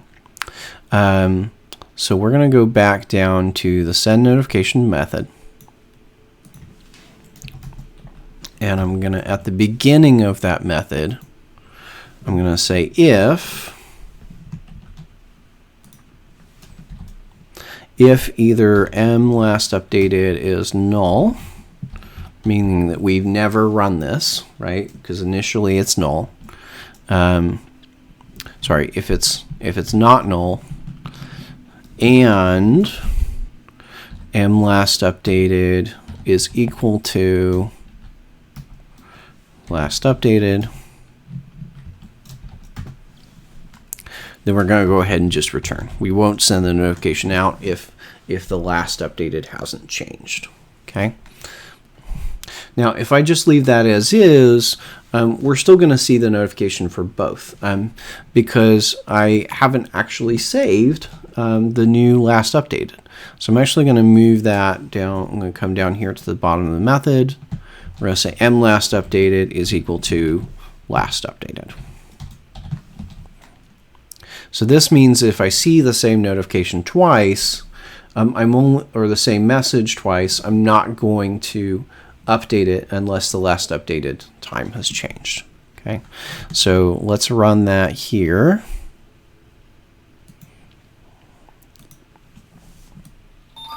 And you see how it just says test. It hasn't switched over to test 2 because both of those last updateds are the same string. Okay. So those are the two pieces that I needed to do there. At the beginning of send notification, I need to check, has it actually changed? And then once we get done, we send out the notification, I need to save that new value. Okay. So we can check that just to make sure that we're right. I can say now and later, and if I run that this way, it should still say test 2.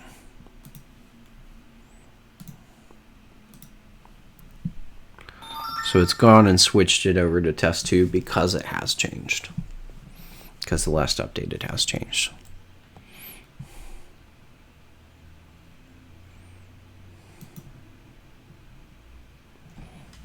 Any questions on that?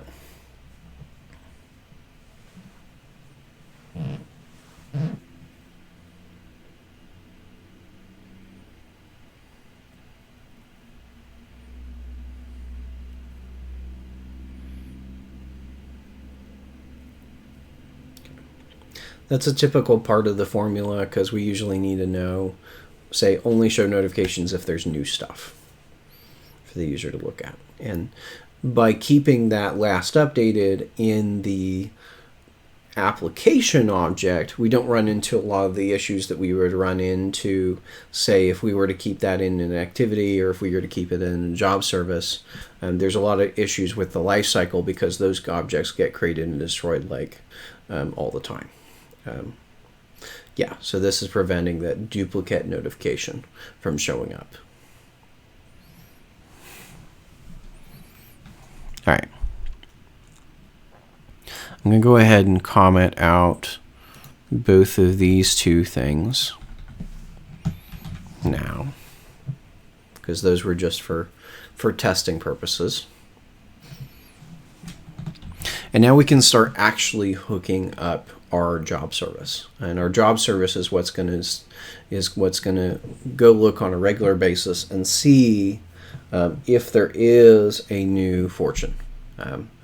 So that's going to check every 15 minutes, is there a new fortune? Okay.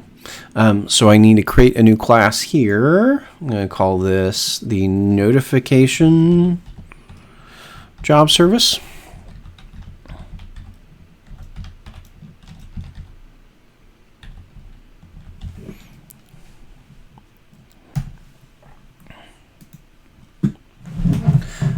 This is going to extend the job service.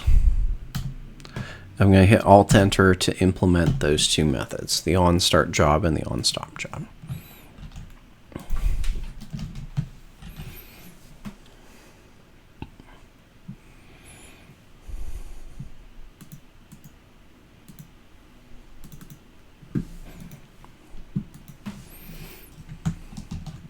Now I need to remember to register that notification service in the Android manifest. So I'm going to go back to the Android manifest and do that right now. Do need to remember that needs to go inside of the application tag. Okay, so we're going to create a nested service tag here. So the name of that service is notification job service, and I need to give that a permission. Android permission is Android dot permission dot bind job service.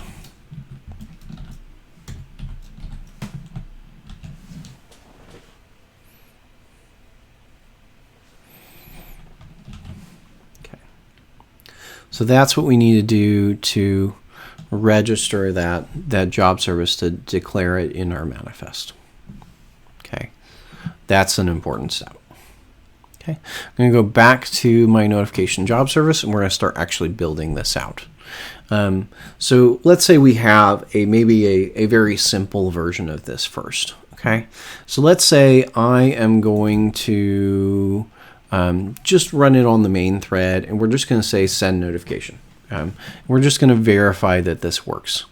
Now, remember I put the send notification logic into my application, so I'm going to need that application object in order to invoke send notification.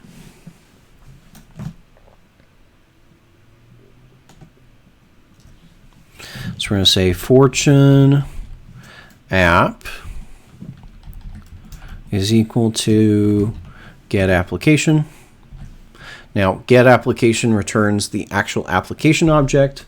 We do have to downcast that to our specific fortune app object.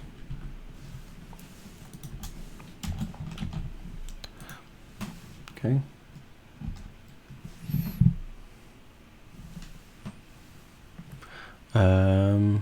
Let me go back here. I'll give you that in for a moment. Can you see that now, Alex?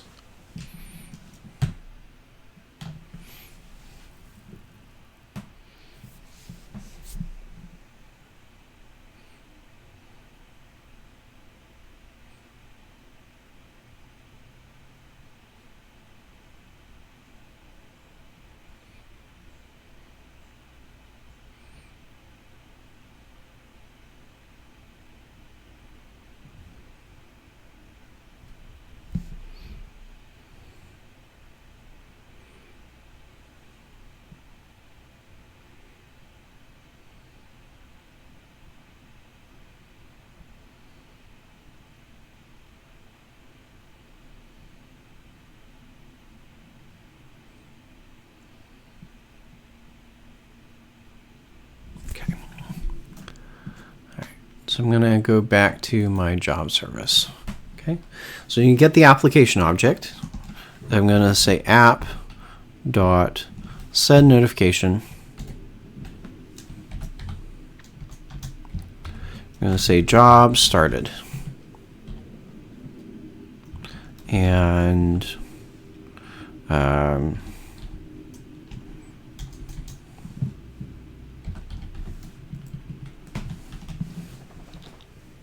we go.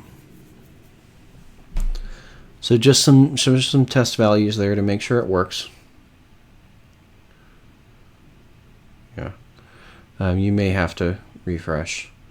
So that's going to give us a way to test it, to make sure that when the job starts, that we can actually see what's going on. Remember, if we return false here, that says that we have finished it. The job's finished. That the job scheduler doesn't need to wait for job finish to be called. That it's already done. So true is we're gonna need to switch over to true in a minute when we offload this to a background thread. And we're also going to want to go down here to say, hey, if the job does get stopped, we probably want to, we probably want to reschedule it. So the onCreate is not invoked again when you grabbed an answer. No, it's not. That onCreate is only invoked once when the application starts, which means we're not going to try to create that channel every time the job runs. Okay, because that would be a performance issue potentially if we try to create the channel every time.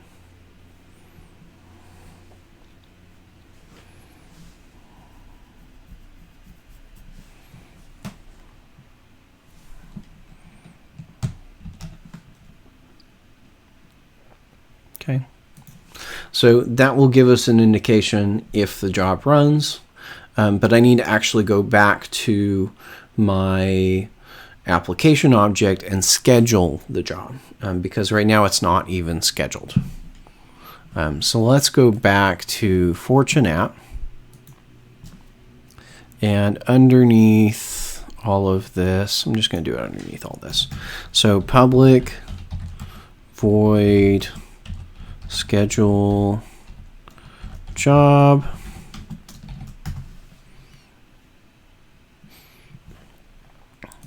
And we need to now actually schedule that job. Okay, so component name, service name is equal to new component name.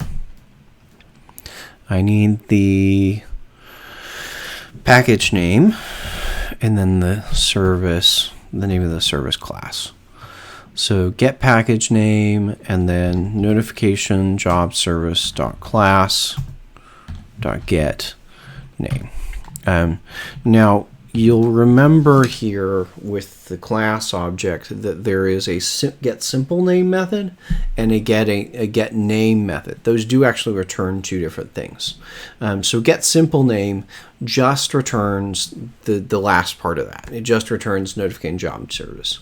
But get name actually returns the fully qualified name of the class. So get name is actually going to return it as edu.rankin.prsmith.fortunecookielive.notification job service. So get name returns the full path to the class, not just the quote unquote name of the class. So you're talking about the component name method, or you're talking about the schedule job method?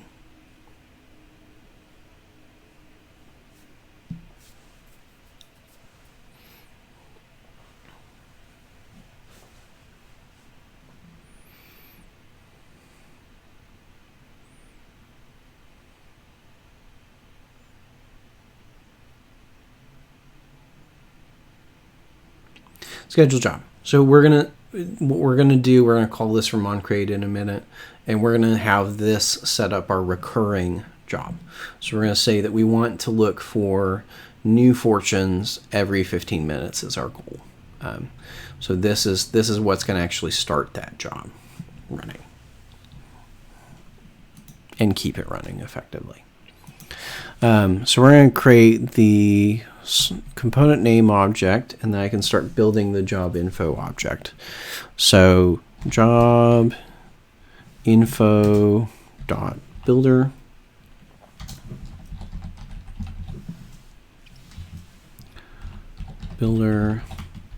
is equal to new job info dot builder. We're going to provide the job ID and the service name, and then builder dot set. We're going to say this that requires a network connection or any network connection. So I'm going to use job info dot network type any.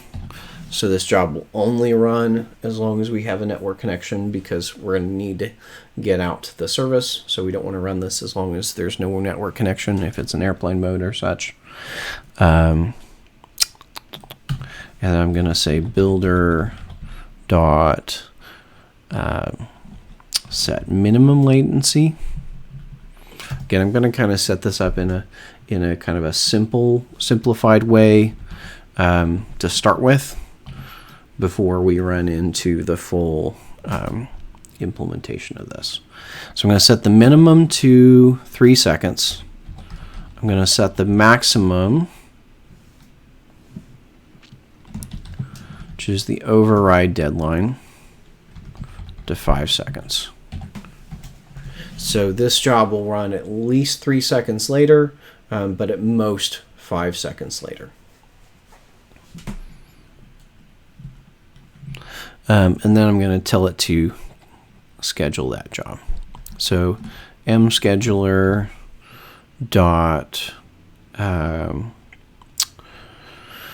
schedule, and we're going to schedule the object. So here, builder dot build.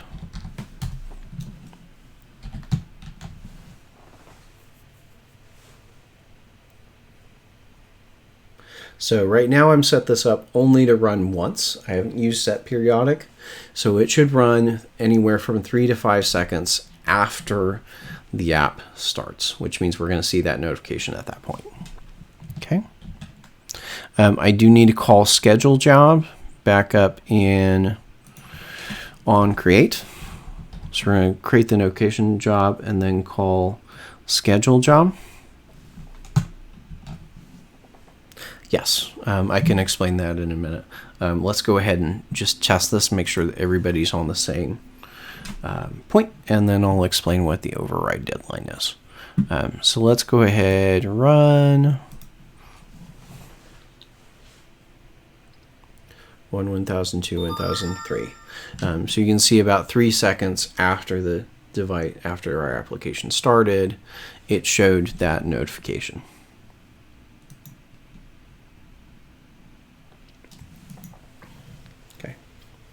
So when you're up to this point, please post something in the YouTube chat, and then I'll kind of go over what that override deadline is, and we'll do the next thing.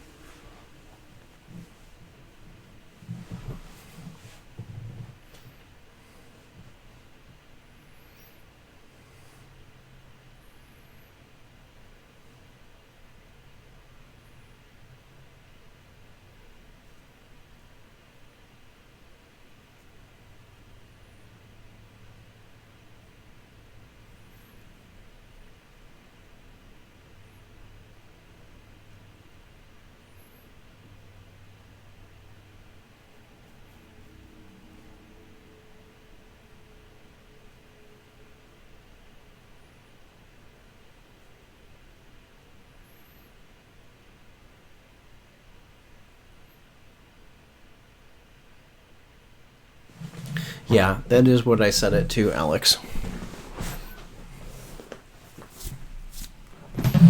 Okay, so for the next few seconds, you don't actually need to follow along with what I'm going to do, because I'm going to remove these 2 lines of code in a minute. But I want to kind of talk about what what those two pieces are. So let's say, first of all, I'm going to comment out the override deadline. So we've got no override deadline set. We've only got a minimum latency. Okay. So with that minimum latency in place, it's going to say wait at least 3 seconds to run this. Okay. So we've got two requirements. We have to have a network connection, and you're going to wait at least 3 seconds. Okay. So I run the app. 1, 2, 3. There's the notification, right? Now, remember, one of our requirements is that we have a network connection, okay?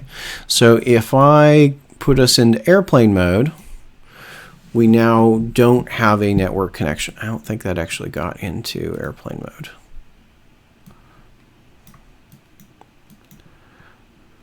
Or maybe it did. There we go. So right now we do not have a network connection, and I can click here and I can see unknown host exception. So there is no network connection right now. Okay. So if I try to restart this job, what I've told it to do is I've told it to wait till there's a network connection and to wait at least 3 seconds. Okay. Well, remember there's no network connection, so this could wait indefinitely. It's going to wait until there is a network connection. Okay, so if I notice we have no notification yet, if I then turn on that, see immediately as soon as I turned on the network connection, I got the notification. Okay, so that's without a override deadline. Without an override deadline, it will simply wait until the conditions are met. Okay. If the conditions are never met, it never runs. So I may want to say, sometimes I may want to say, go ahead and run it even if the conditions are not met, just so I can see so that something happened. Okay.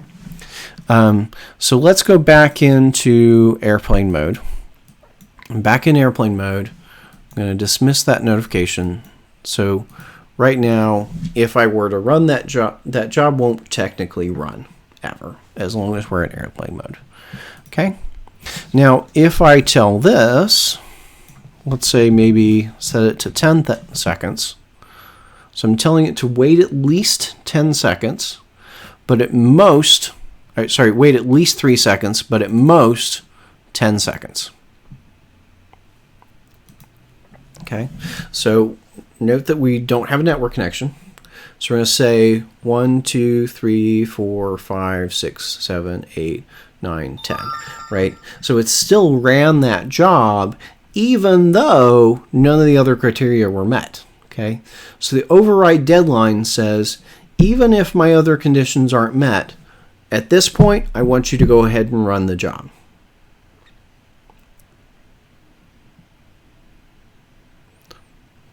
Gives a kind of a cap for how long it'll wait.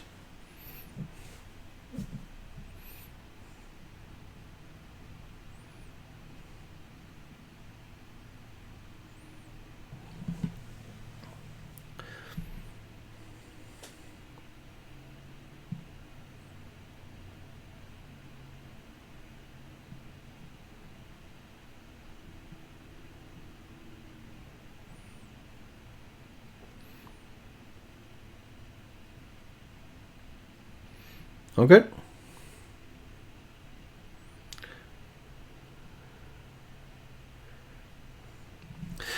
It really depends on what your job is doing, right? So if your job is like a one-time thing, the user says, "Hey, I want to click on this button and have it do something."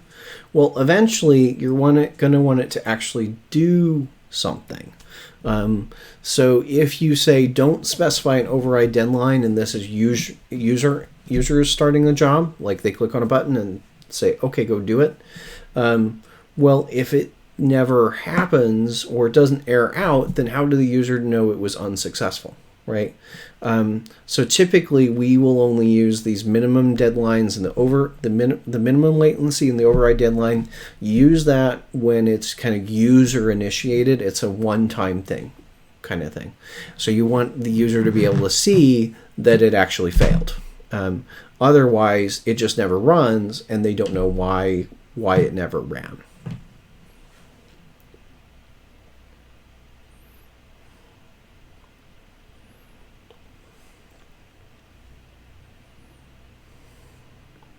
So in this case, we actually want this to be periodic. We want it to repeat. And when we want it to do that, we can't actually use the minimum or the override deadline. Remember, those are exclusive. You can't use those with a periodic job. Okay. So again, these are two settings that you're going to use only when you want it to really happen once. Only when you want the job to only run once. But in our case for this, we want this to actually run multiple times. So I'm going to comment that out. And I'm going to say builder.set periodic.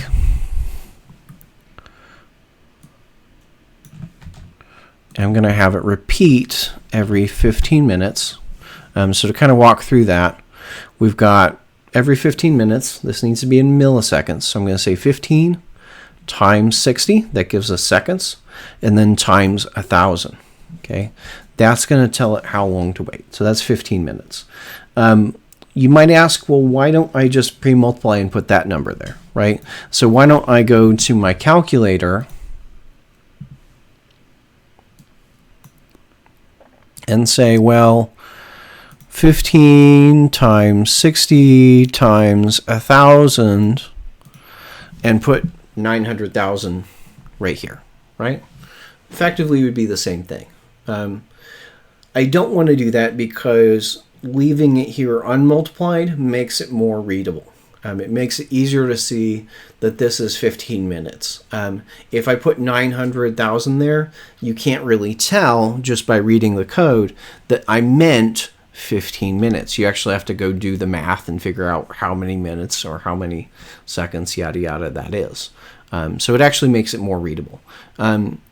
Some people you might think, well, but isn't this a performance thing? Because isn't that going to make your program slower because you got two multiplications in there? I've got 15 times 60 times 1,000. So it has to do that every time the program runs. Well, the reality is putting this here is the same as putting 900,000 there. Because when this code is compiled, it actually the compiler already does the multiplication and saves it as 900,000. So when the code actually runs, there actually is no cost to that multiplication. It just gets done at compile time. So it's just the same thing as putting that constant there. So we just do that from a readability standpoint because there's no difference in terms of performance.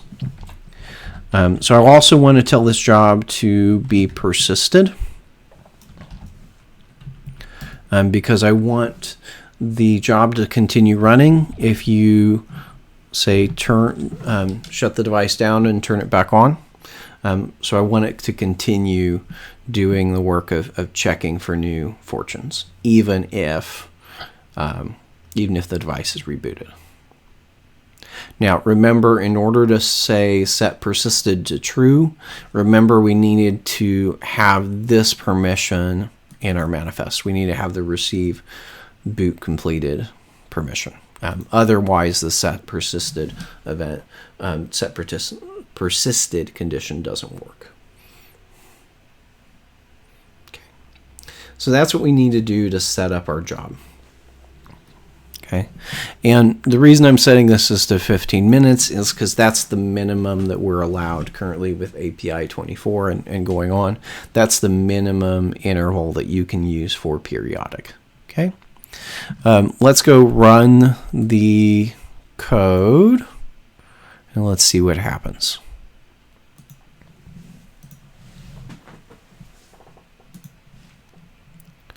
I'm still in airplane mode. So you get out of airplane mode, and you can see as soon as I get a network connection, it runs. If I already have a network connection, you can see that it already is running it right away when the device starts. That's because, as I kind of mentioned yesterday, set periodic is just kind of a suggestion. It says that I'd like to run it every 15 minutes, but you really have the flexibility gives the operating system the flexibility of when does it really want to run it. And so it says, okay, the network connection's right there. Let's go ahead and just run it right now. That's the system's prerogative, but it's decided, oh, we already have a network connection. Let's go ahead and run it.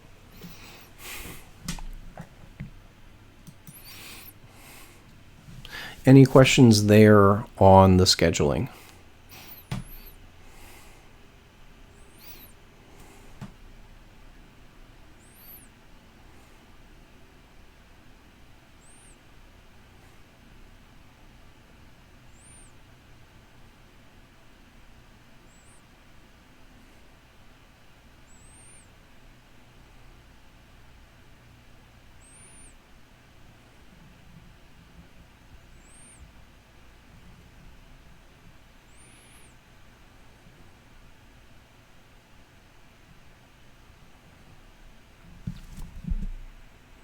So those are the three conditions that we'll typically have on all of our jobs.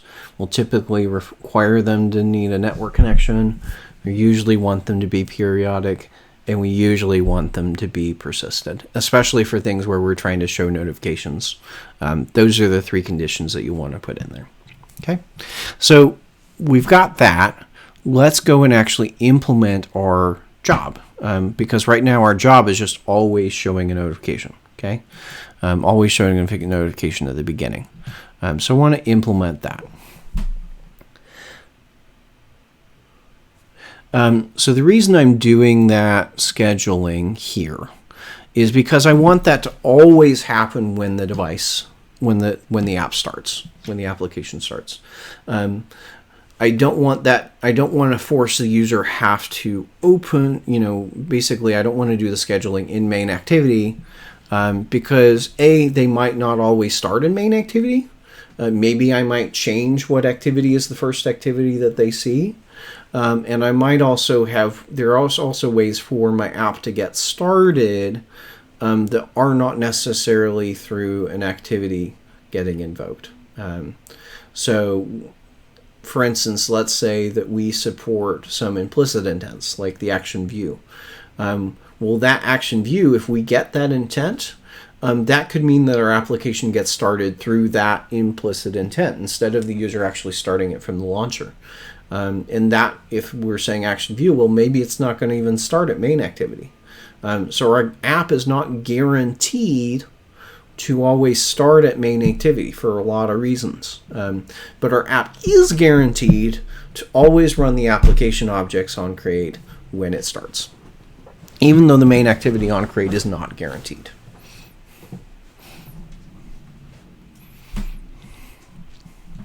So any sort of setup that's application-wide that should happen when the application starts needs to go really into the application object, not into your activity.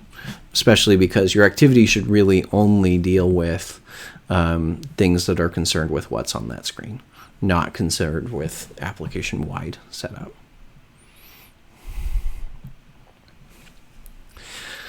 Okay, so let's go implement the job.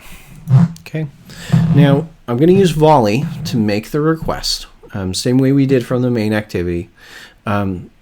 Remember, however, that I need to create a request queue to be able to actually send those requests. And if I use onStartJob, well, then I'll be creating a new request queue every time that a job starts. I don't want to do that. I want to say, let's create that request queue just once. Okay, so I'm going to actually use the onCreate method of a service because a service does actually have an onCreate method.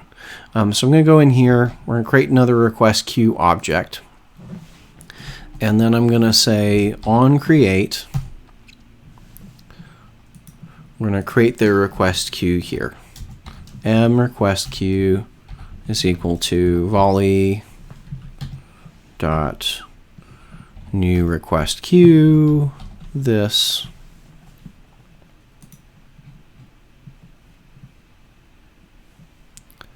Yeah, that's it.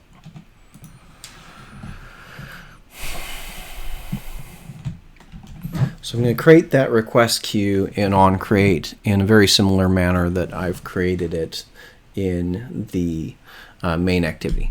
But this is going to mean that now our job service has a different request queue than our main activity. And that may seem kind of like a weird thing. It is actually desirable. That way we don't have kind of overlap of like, oh, something broke or canceled all the jobs in the request queue in main activity, and now all our job service jobs our requests are canceled. So we want to keep those. We actually do want to keep those separate. We do actually want to use separate objects. So that's actually good. But I do want to make sure that this gets created just once for the service rather than created for every job. But no, I don't really want to use the same request queue between the activity and the service. Same thing if I had 3 different services, I really would want each of those services to have their own request queue, typically.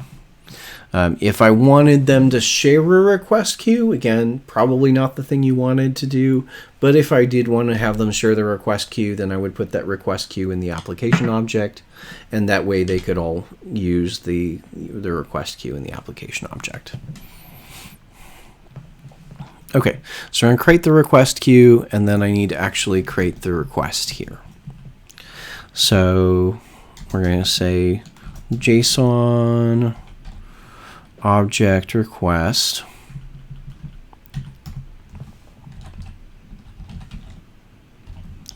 equals new JSON object request. Okay, so the first parameter to that is going to be the request dot method dot get. And then what's the second parameter that I need to give to that request? Well, remember, it's the API URL. Okay. Can I get to that API URL here? Not really, because where have I declared it? I've declared it over in main activity. Okay. Well, I could say main activity.api URL. That would work, but really, that is kind of that's kind of the wrong thing, because main activity doesn't own the API URL. It shouldn't own the API URL. Evan's asking about, could we just call refresh fortune? We can't, because remember, we're in a service, so we're in the service here. Services should actually be disconnected completely from activities.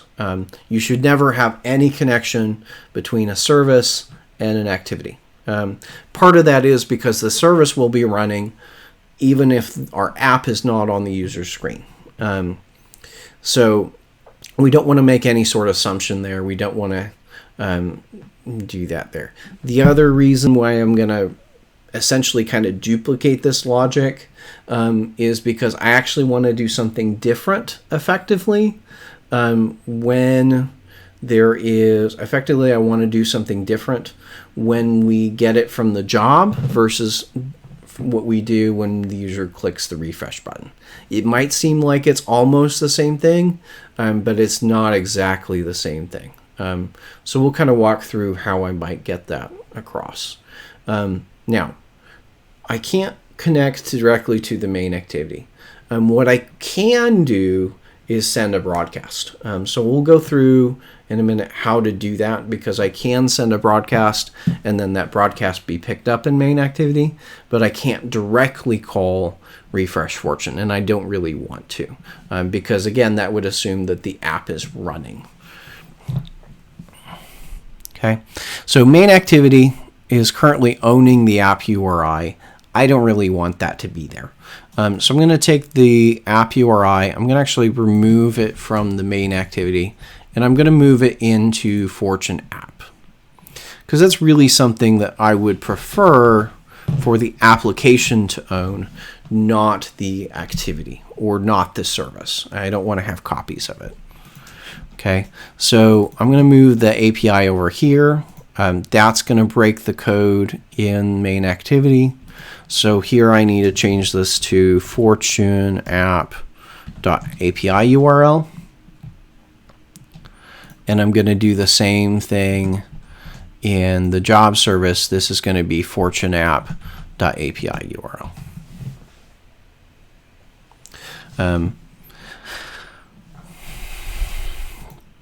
So that's how I'm going to have that constant only declared one place. I'm going to just declare it in the app object instead of declaring it every place that needs it. Okay. I'm going to add in null there because we're not going to send any data to the server. And then I'm going to say new request or new response listener, new response error listener.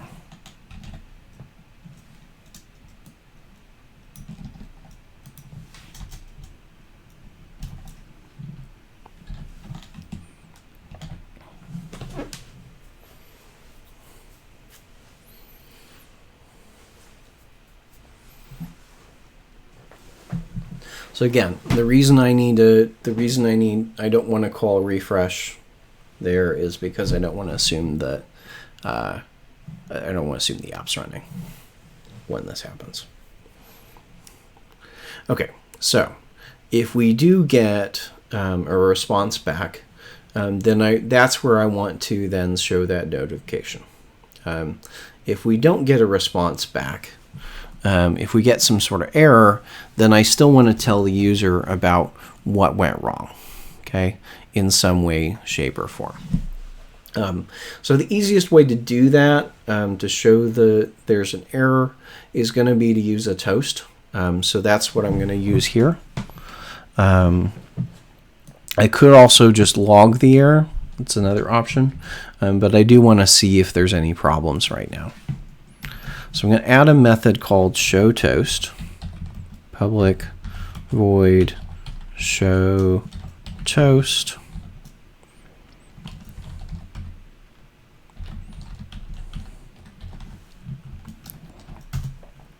I'm going to say toast dot make text this message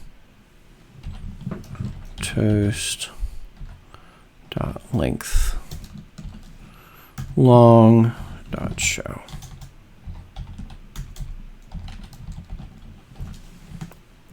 So this is going to give me a quick way to just see what's going on. Okay. So I've got my showToast method there. I'm going to come back now to onStartJob. I'm going to comment out these 2 lines of code that we have here. And I'm going to say mRequestQueue.add. I'm going to add the request to the queue so that that gets sent.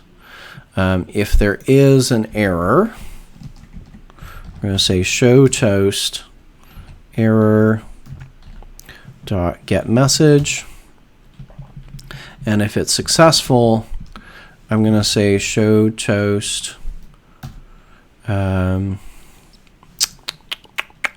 I guess I just want to say response.toString.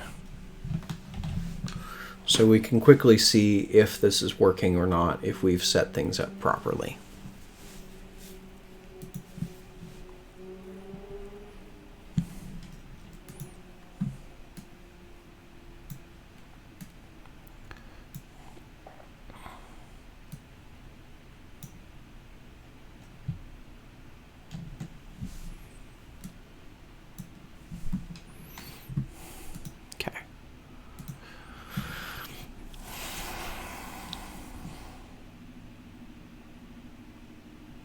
There we go. So if everything worked correctly, you should see a toast there with the JSON.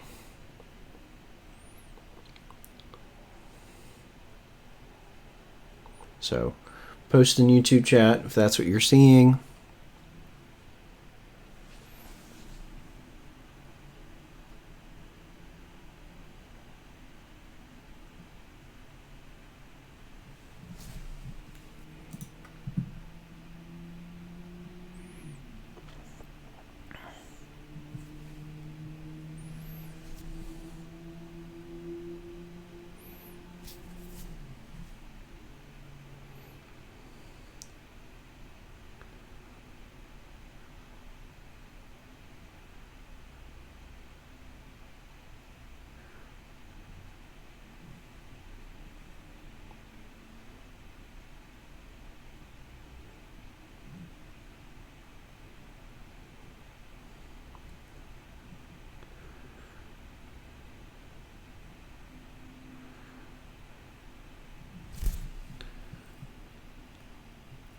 Okay, so a few things we need to do because this is actually running on the background.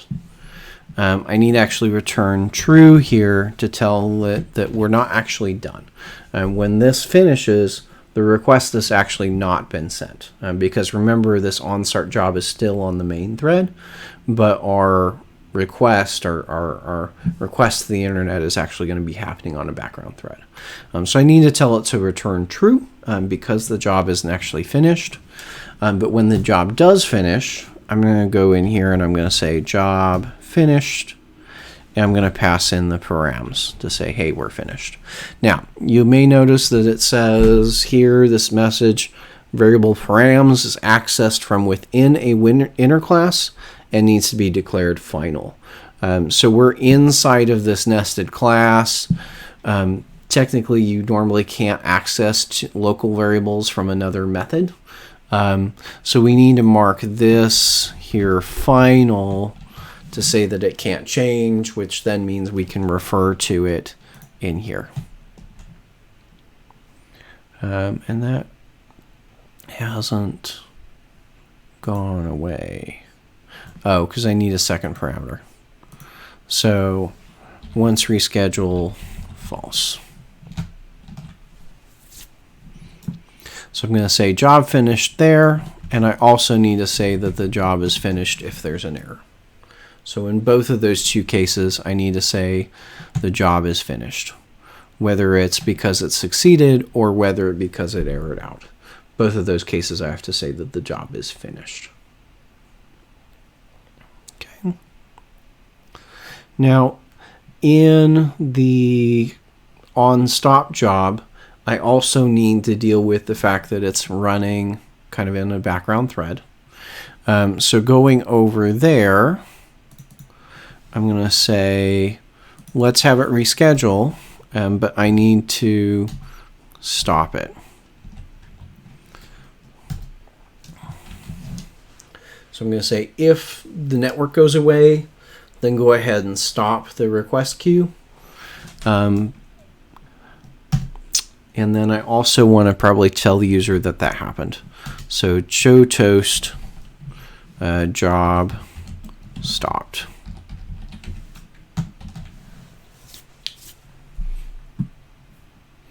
So if anything changes in the middle of it running, in the middle of the request being run, then I'm going to stop it and show a toast to tell the user, hey, something happened. Typically, you wouldn't necessarily add that in there. This is just a debugging for debugging purposes, so we can see that that happened. We can see what's going on. Okay. Similar thing here, you might not actually want to show a toast. Both of these cases are good cases where it would be better to log, but at least the way that we've structured this out, we could easily just change show toast to say write it to the log instead of showing it as a toast method without changing a bunch of logic. Okay, so we're going to say show toast, and then in on response, I want to actually look at and process that response. Okay. So similar to what we did on the other side in main activity, I need to extract both the message and the last updated. Both of those get string methods here. So I'm going to say message is response get string, fortune get string, last updated. Both of those can throw JSON exceptions, so I do need to catch those. So I'm going to say try catch exception. So if there is any sort of exception, then we're going to show a toast that includes that message.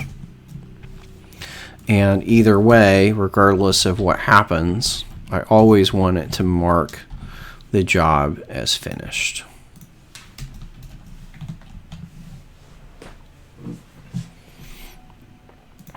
Okay. So inside here, that's where this code is going to come into place. I'm going to remove the code that we had previously commented out and move it in here.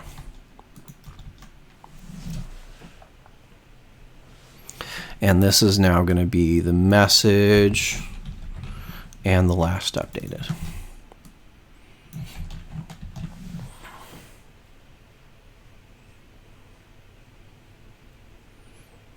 So when we do get a response back from the server, we'll say extract the fortune, extract the last updated date, and then send both of those over to the fortune app to try and send that notification out.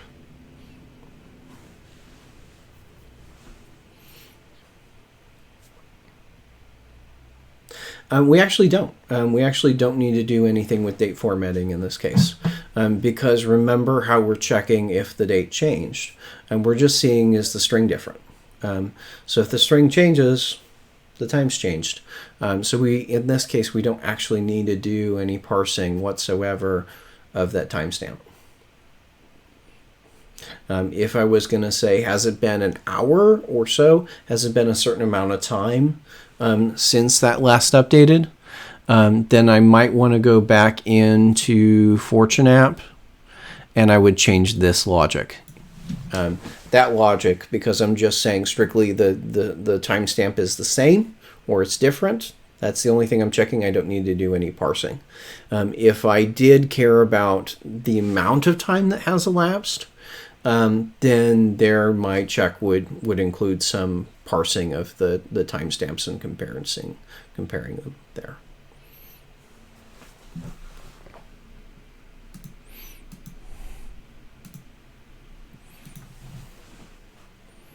Okay.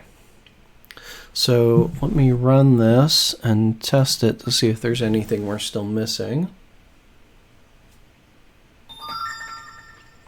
So immediately when the app runs, you saw the notification pop up, and it does actually include that notification. It does actually include the text of the fortune.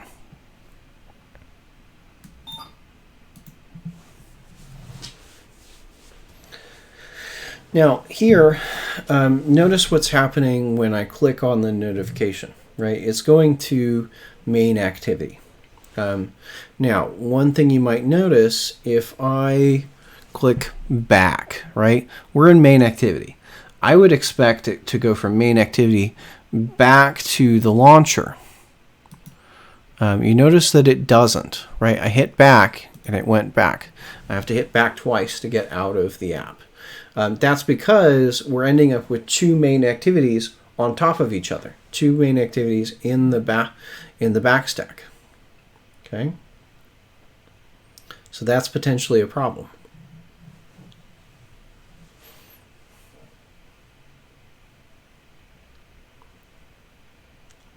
Is everybody getting that? Is the notification working? If there's anybody where that notification isn't working at this time, please let me know. Just because, again, I want to make sure that we're all up to pace on this.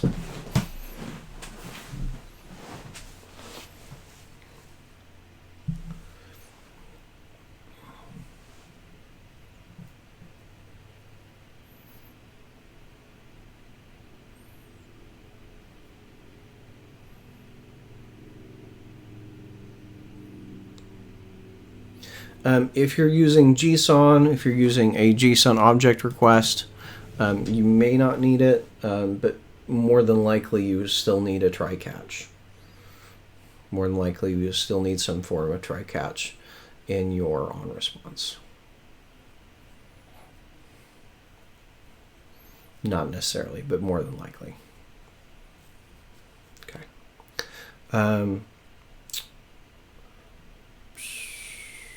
What was I going to say there? Oh, so you'll see that when we click on that notification, we've got two main activities in the backstack. So the way to fix that is we need to go into the Android manifest.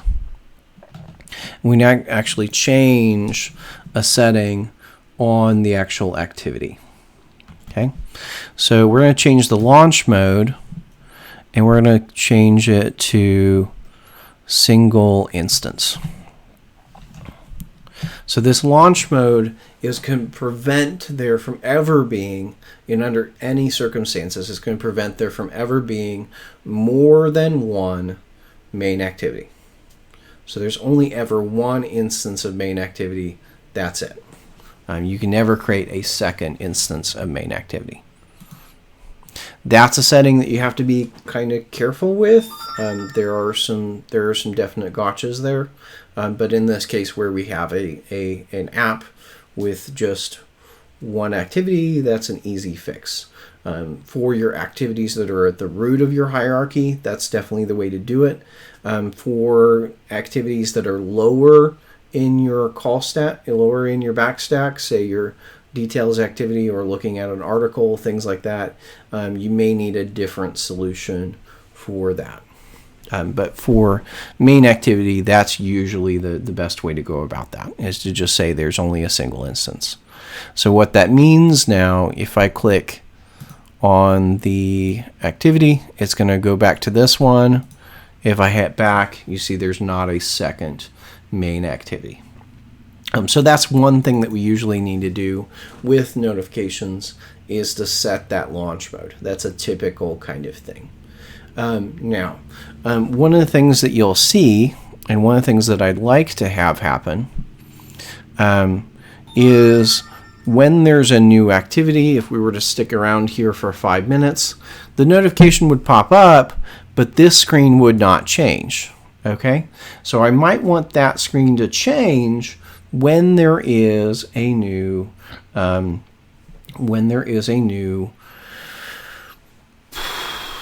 message, new fortune. I might want it to automatically update.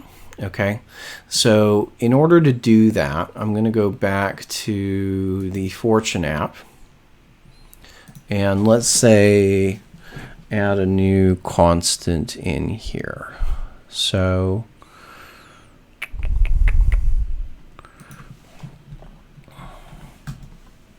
public static final string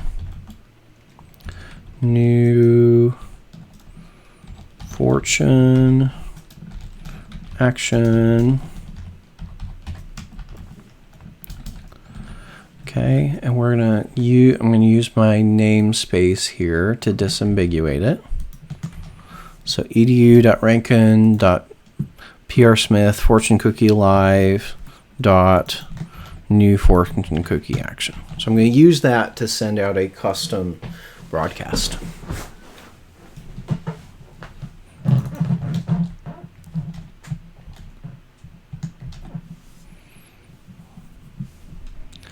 So in the notification job service, once there is a new, once we get a new response here, I'm going to say send broadcast new intent. Actually, I want to send a local broadcast.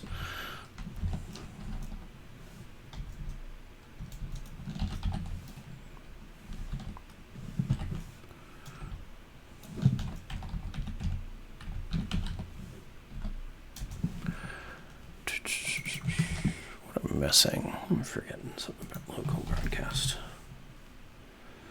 Local broadcast manager.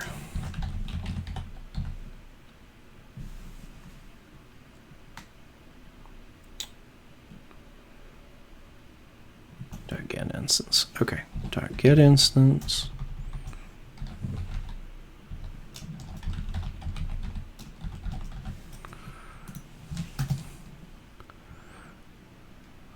I'm missing something. Local broadcast manager. What am I misspelling?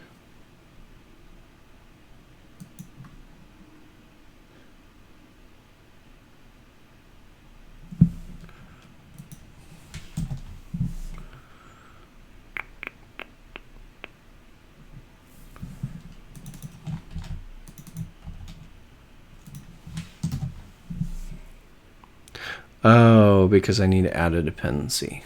Okay. So here I need to say add a dependency for Android X local broadcast manager, which should then mean that your Gradle is going to have this additional line here, local broadcast manager. Okay. So we're going to send out a local broadcast because we don't need any of the other apps seeing this. We just need our own app seeing it.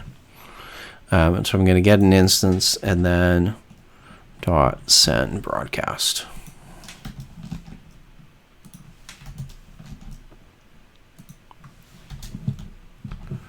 What do we have to pass it? Pass it context. So this, and again, we're kind of nested deep. So this needs to be notification job service dot this, and then send broadcast new intent.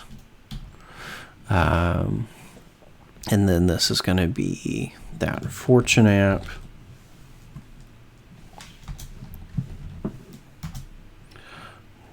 Dot new Fortune action. So I'm going to send out a local broadcast to my own app to say, hey, there's a new Fortune.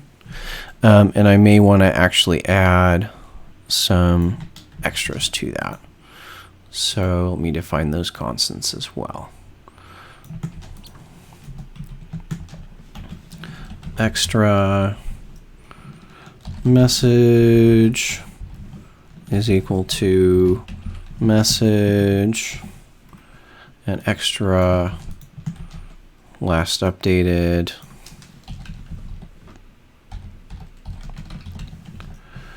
is equal to last updated.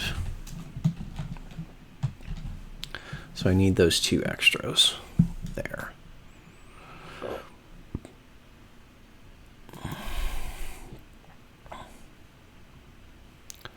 So back here,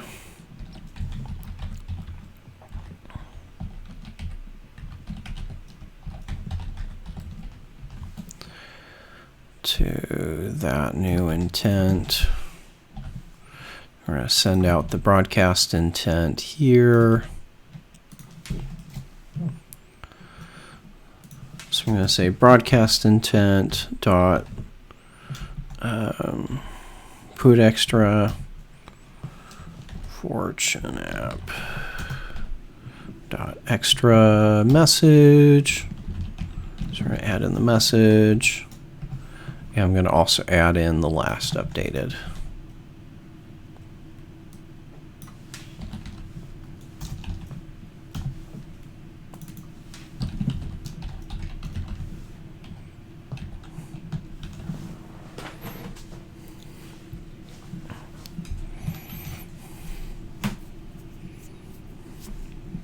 So that local broadcast will then allow my app to know, hey, there's new data, and update itself if it's currently running or if it's currently visible to the user.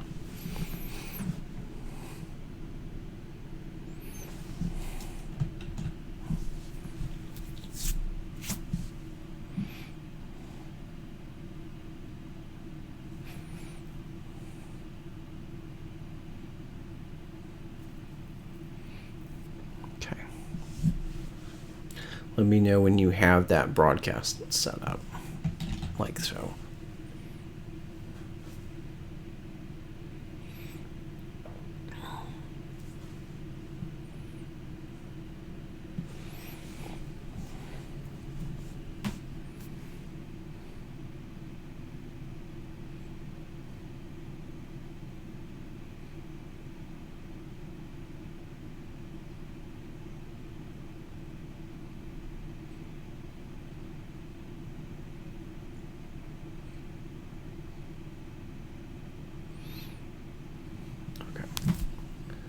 So we're going to go back to, now that we've got the job service is sending out that broadcast, I can now go back to main activity and actually listen for that broadcast.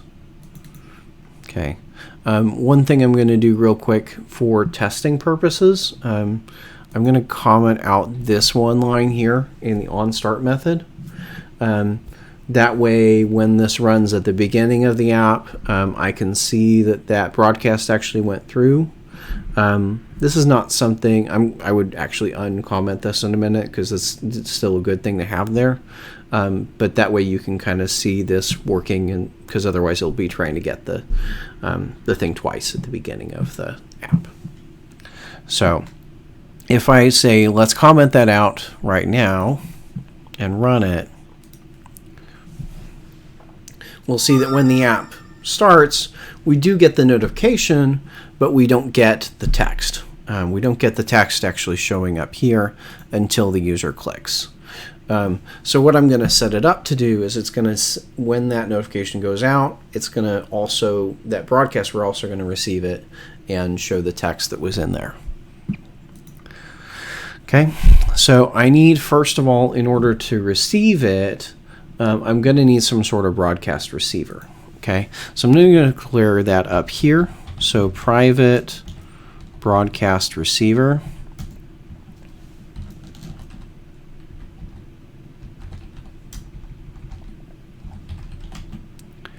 is equal to new broadcast receiver. There's a few different ways to set up a broadcast receiver. Here I'm going to use just basically a locally defined anonymous class to create that receiver. So effectively, when I get that intent, I want to then say, okay, let's go update the text that's shown. Yeah, I can zoom in.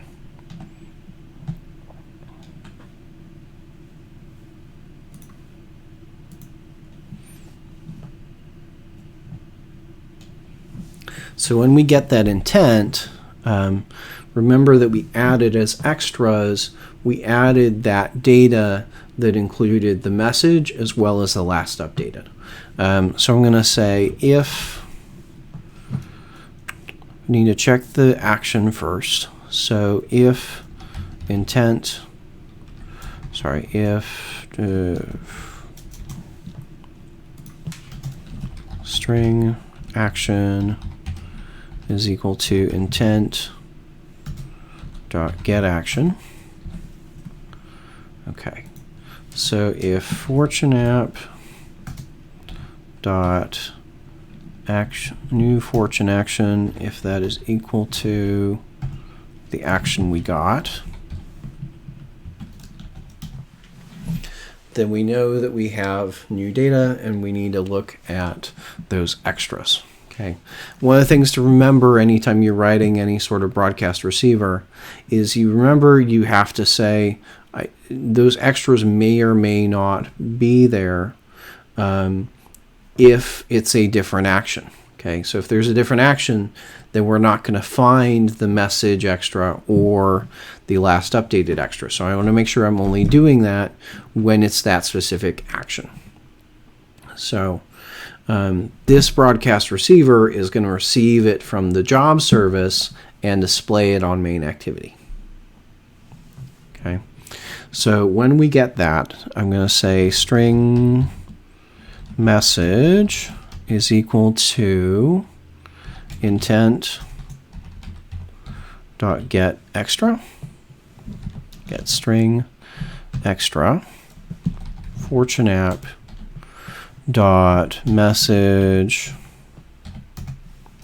string last updated is equal to intent dot get string extra, fortune app dot extra last updated. So I'm getting those two extra values. Okay.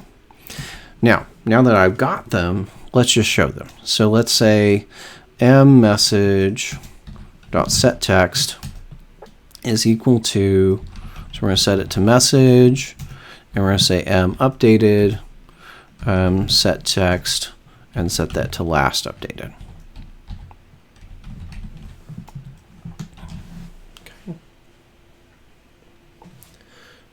You may notice that means that the updated right now at least is going to show up as that current timestamp.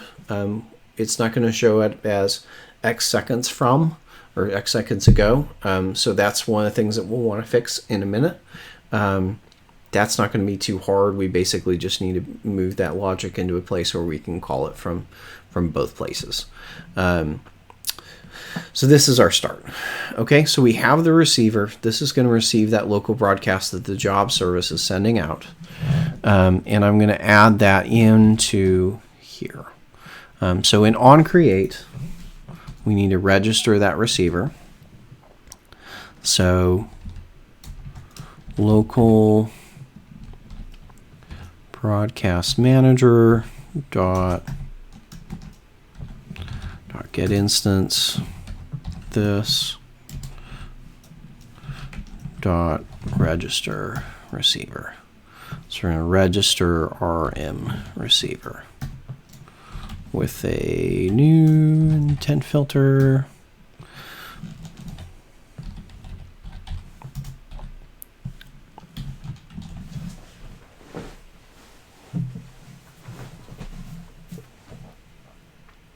So when that broadcast comes out, again, from the job service, it'll now show those two things.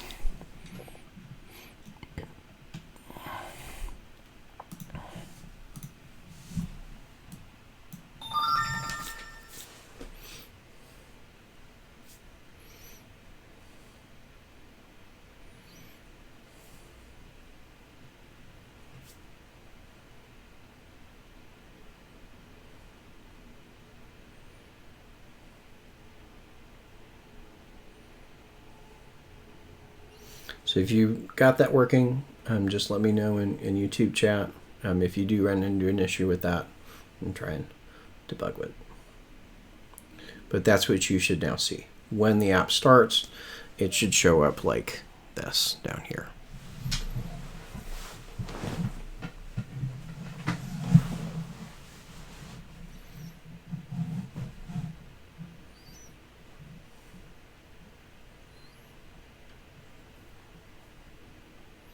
Okay, it's fine if there's a bit of delay. It's going to be slower if you have a slower network.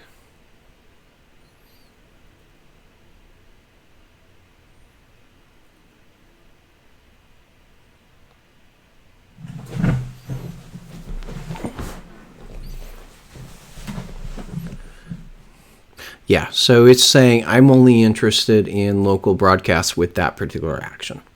Any other action that would be sent out, it doesn't care about.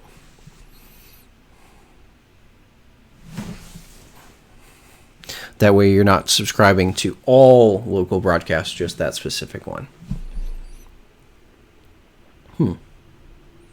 So you're saying it's not displaying in the text view.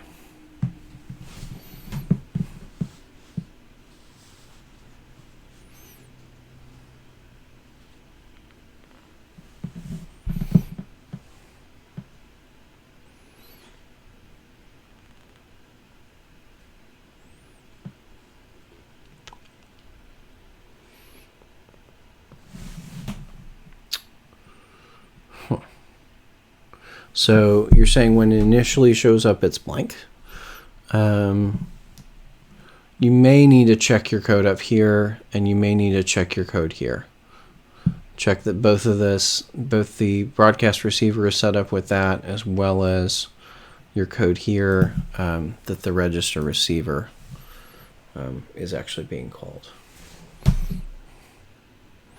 But if you're seeing it initially blank, it's probably one of those two things.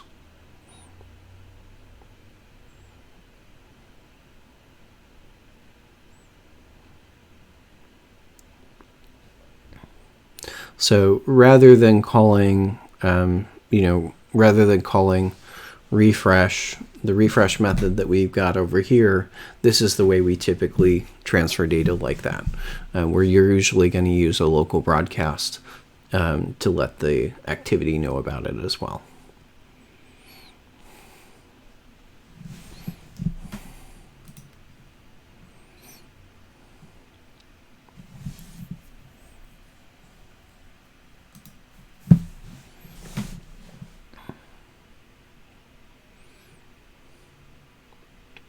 Now, one thing we want to do still is to display this here in the same format in both pathways.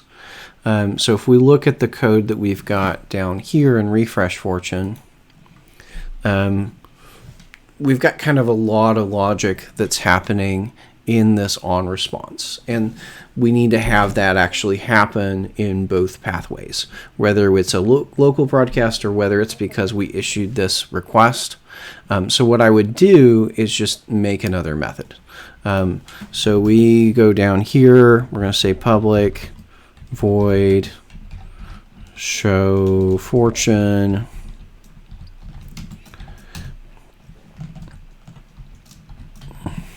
and this is going to take a string message and string last updated. So that'll take those two pieces, and I'm going to just grab all the code I've got right here and move that down to show fortune.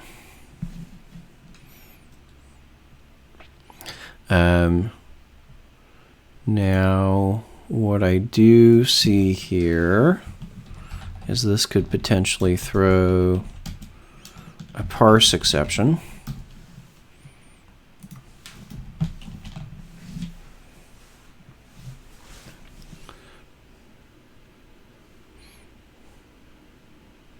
From the format.parse.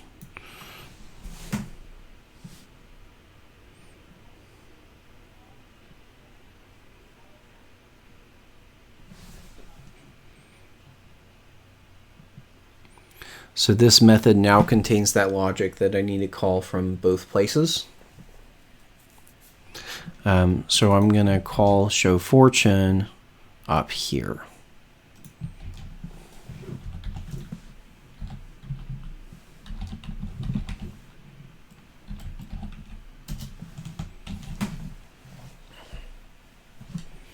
So I can call show fortune message last updated in the on response if the user actually clicks on the item, or I can do the same thing over here. But there I'm going to now need to try catch because I previously wasn't checking for exceptions. So I'm going to say try to do that. If there's any exception,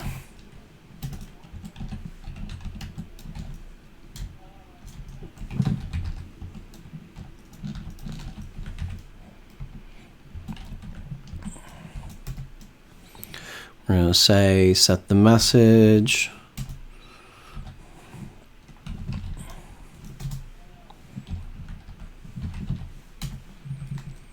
Give the user a way to see it. Updated. Set text.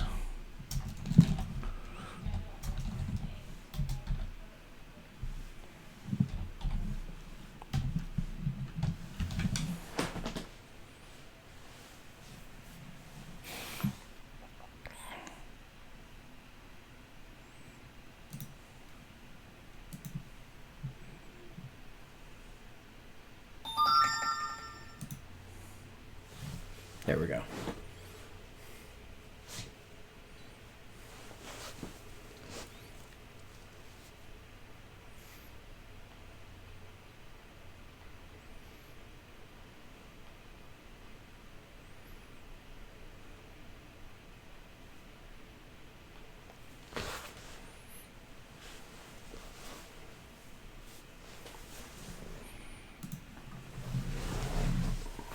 So that should mean if you get the notification, say you wait 15 minutes, not only should you get the notification pop up, but it should also update main activity accordingly.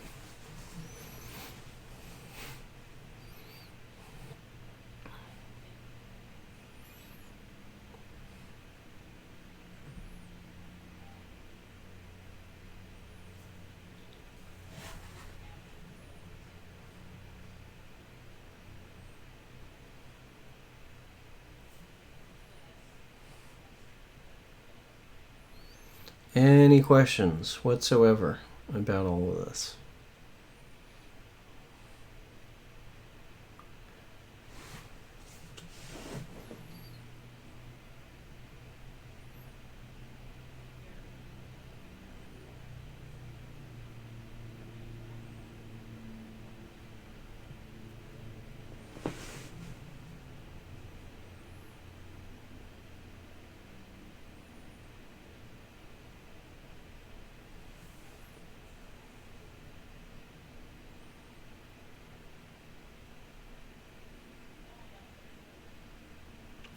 Correct. Yeah. Regardless of whether or not you have the app open, you should always get the notification every 15 minutes. Because there'll be a new fortune every 15 minutes. I think it rotates every 5.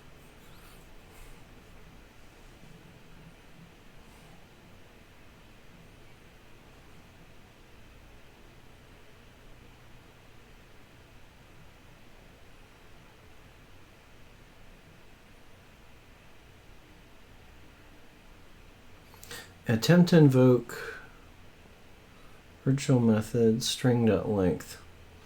Where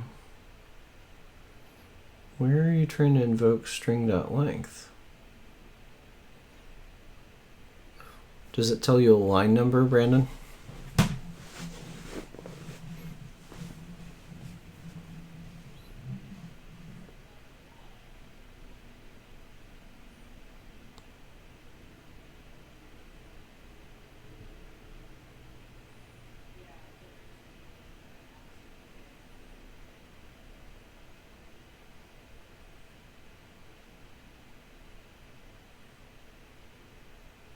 Oh, well then what you probably should be able to do, put in a log, write out to logcat here, and just write out the exception. So if we say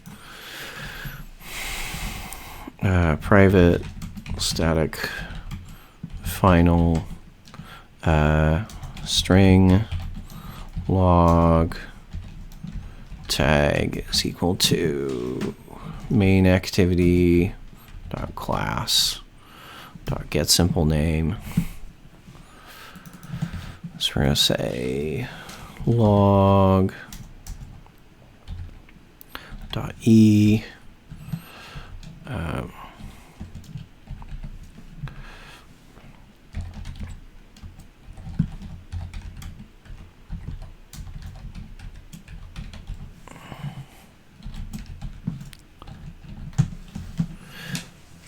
so if you add that in here,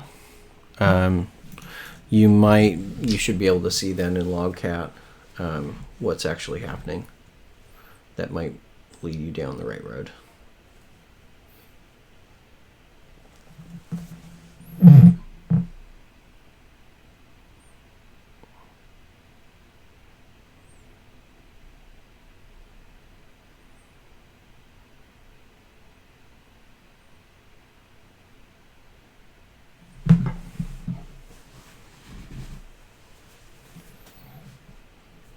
Because that should mean that the stack trace is displayed. Any other questions?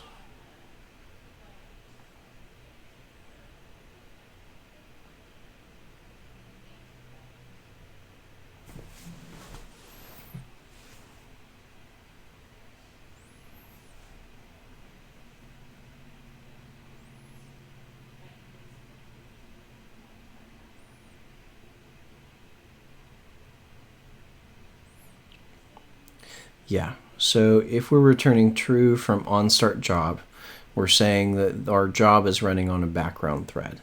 If we return false, we're saying that we already finished it, it ran on the main thread.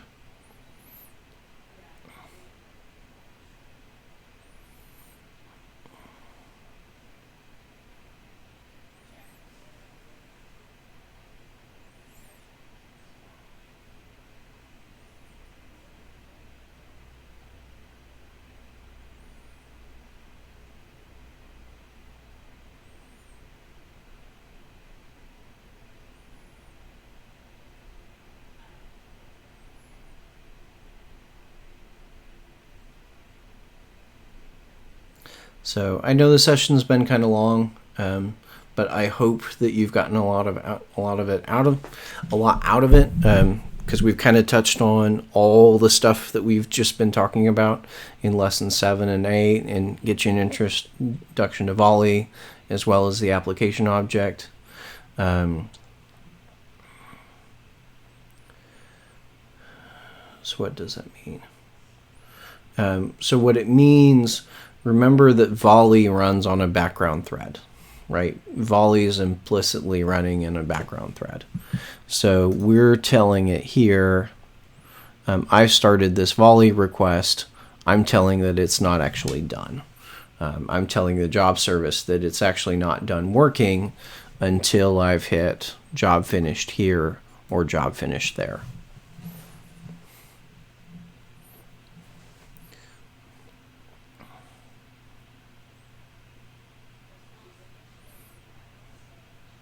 Because otherwise it would assume that the job is already done and potentially just garbage collect, shut down our app.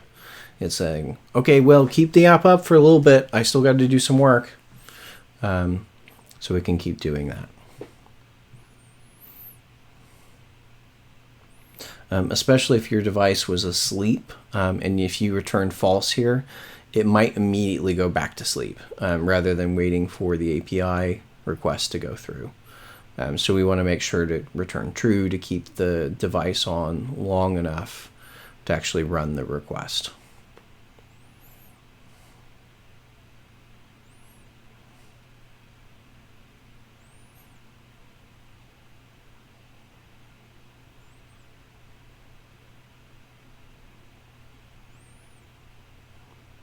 So I hope you've gotten a lot out of this. Is there a way to see all the jobs that are running on the Android device? There might be. I'm not aware of one. There may be one. That would be something you'd have to kind of do some trolling.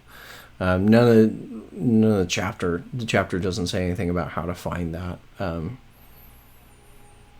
But there's got to be some way to look it up. I just don't know what that is.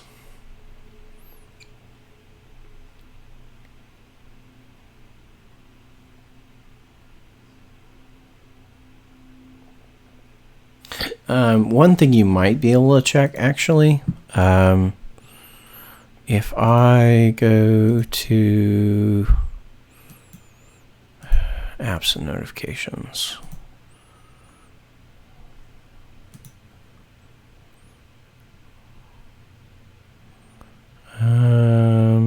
no. Some versions of Android showed you how many services that were running, but I don't see that on this version of Android.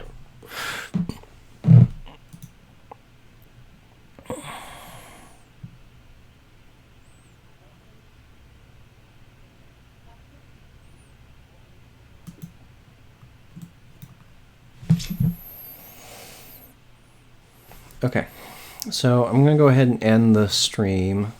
I will go ahead and post up all the code I've got here to give you a copy of it on Ensign Rankin. But I think that maybe that's tied together everything that we've kind of done over the past few weeks to kind of put it into perspective how all this stuff fits together. All right.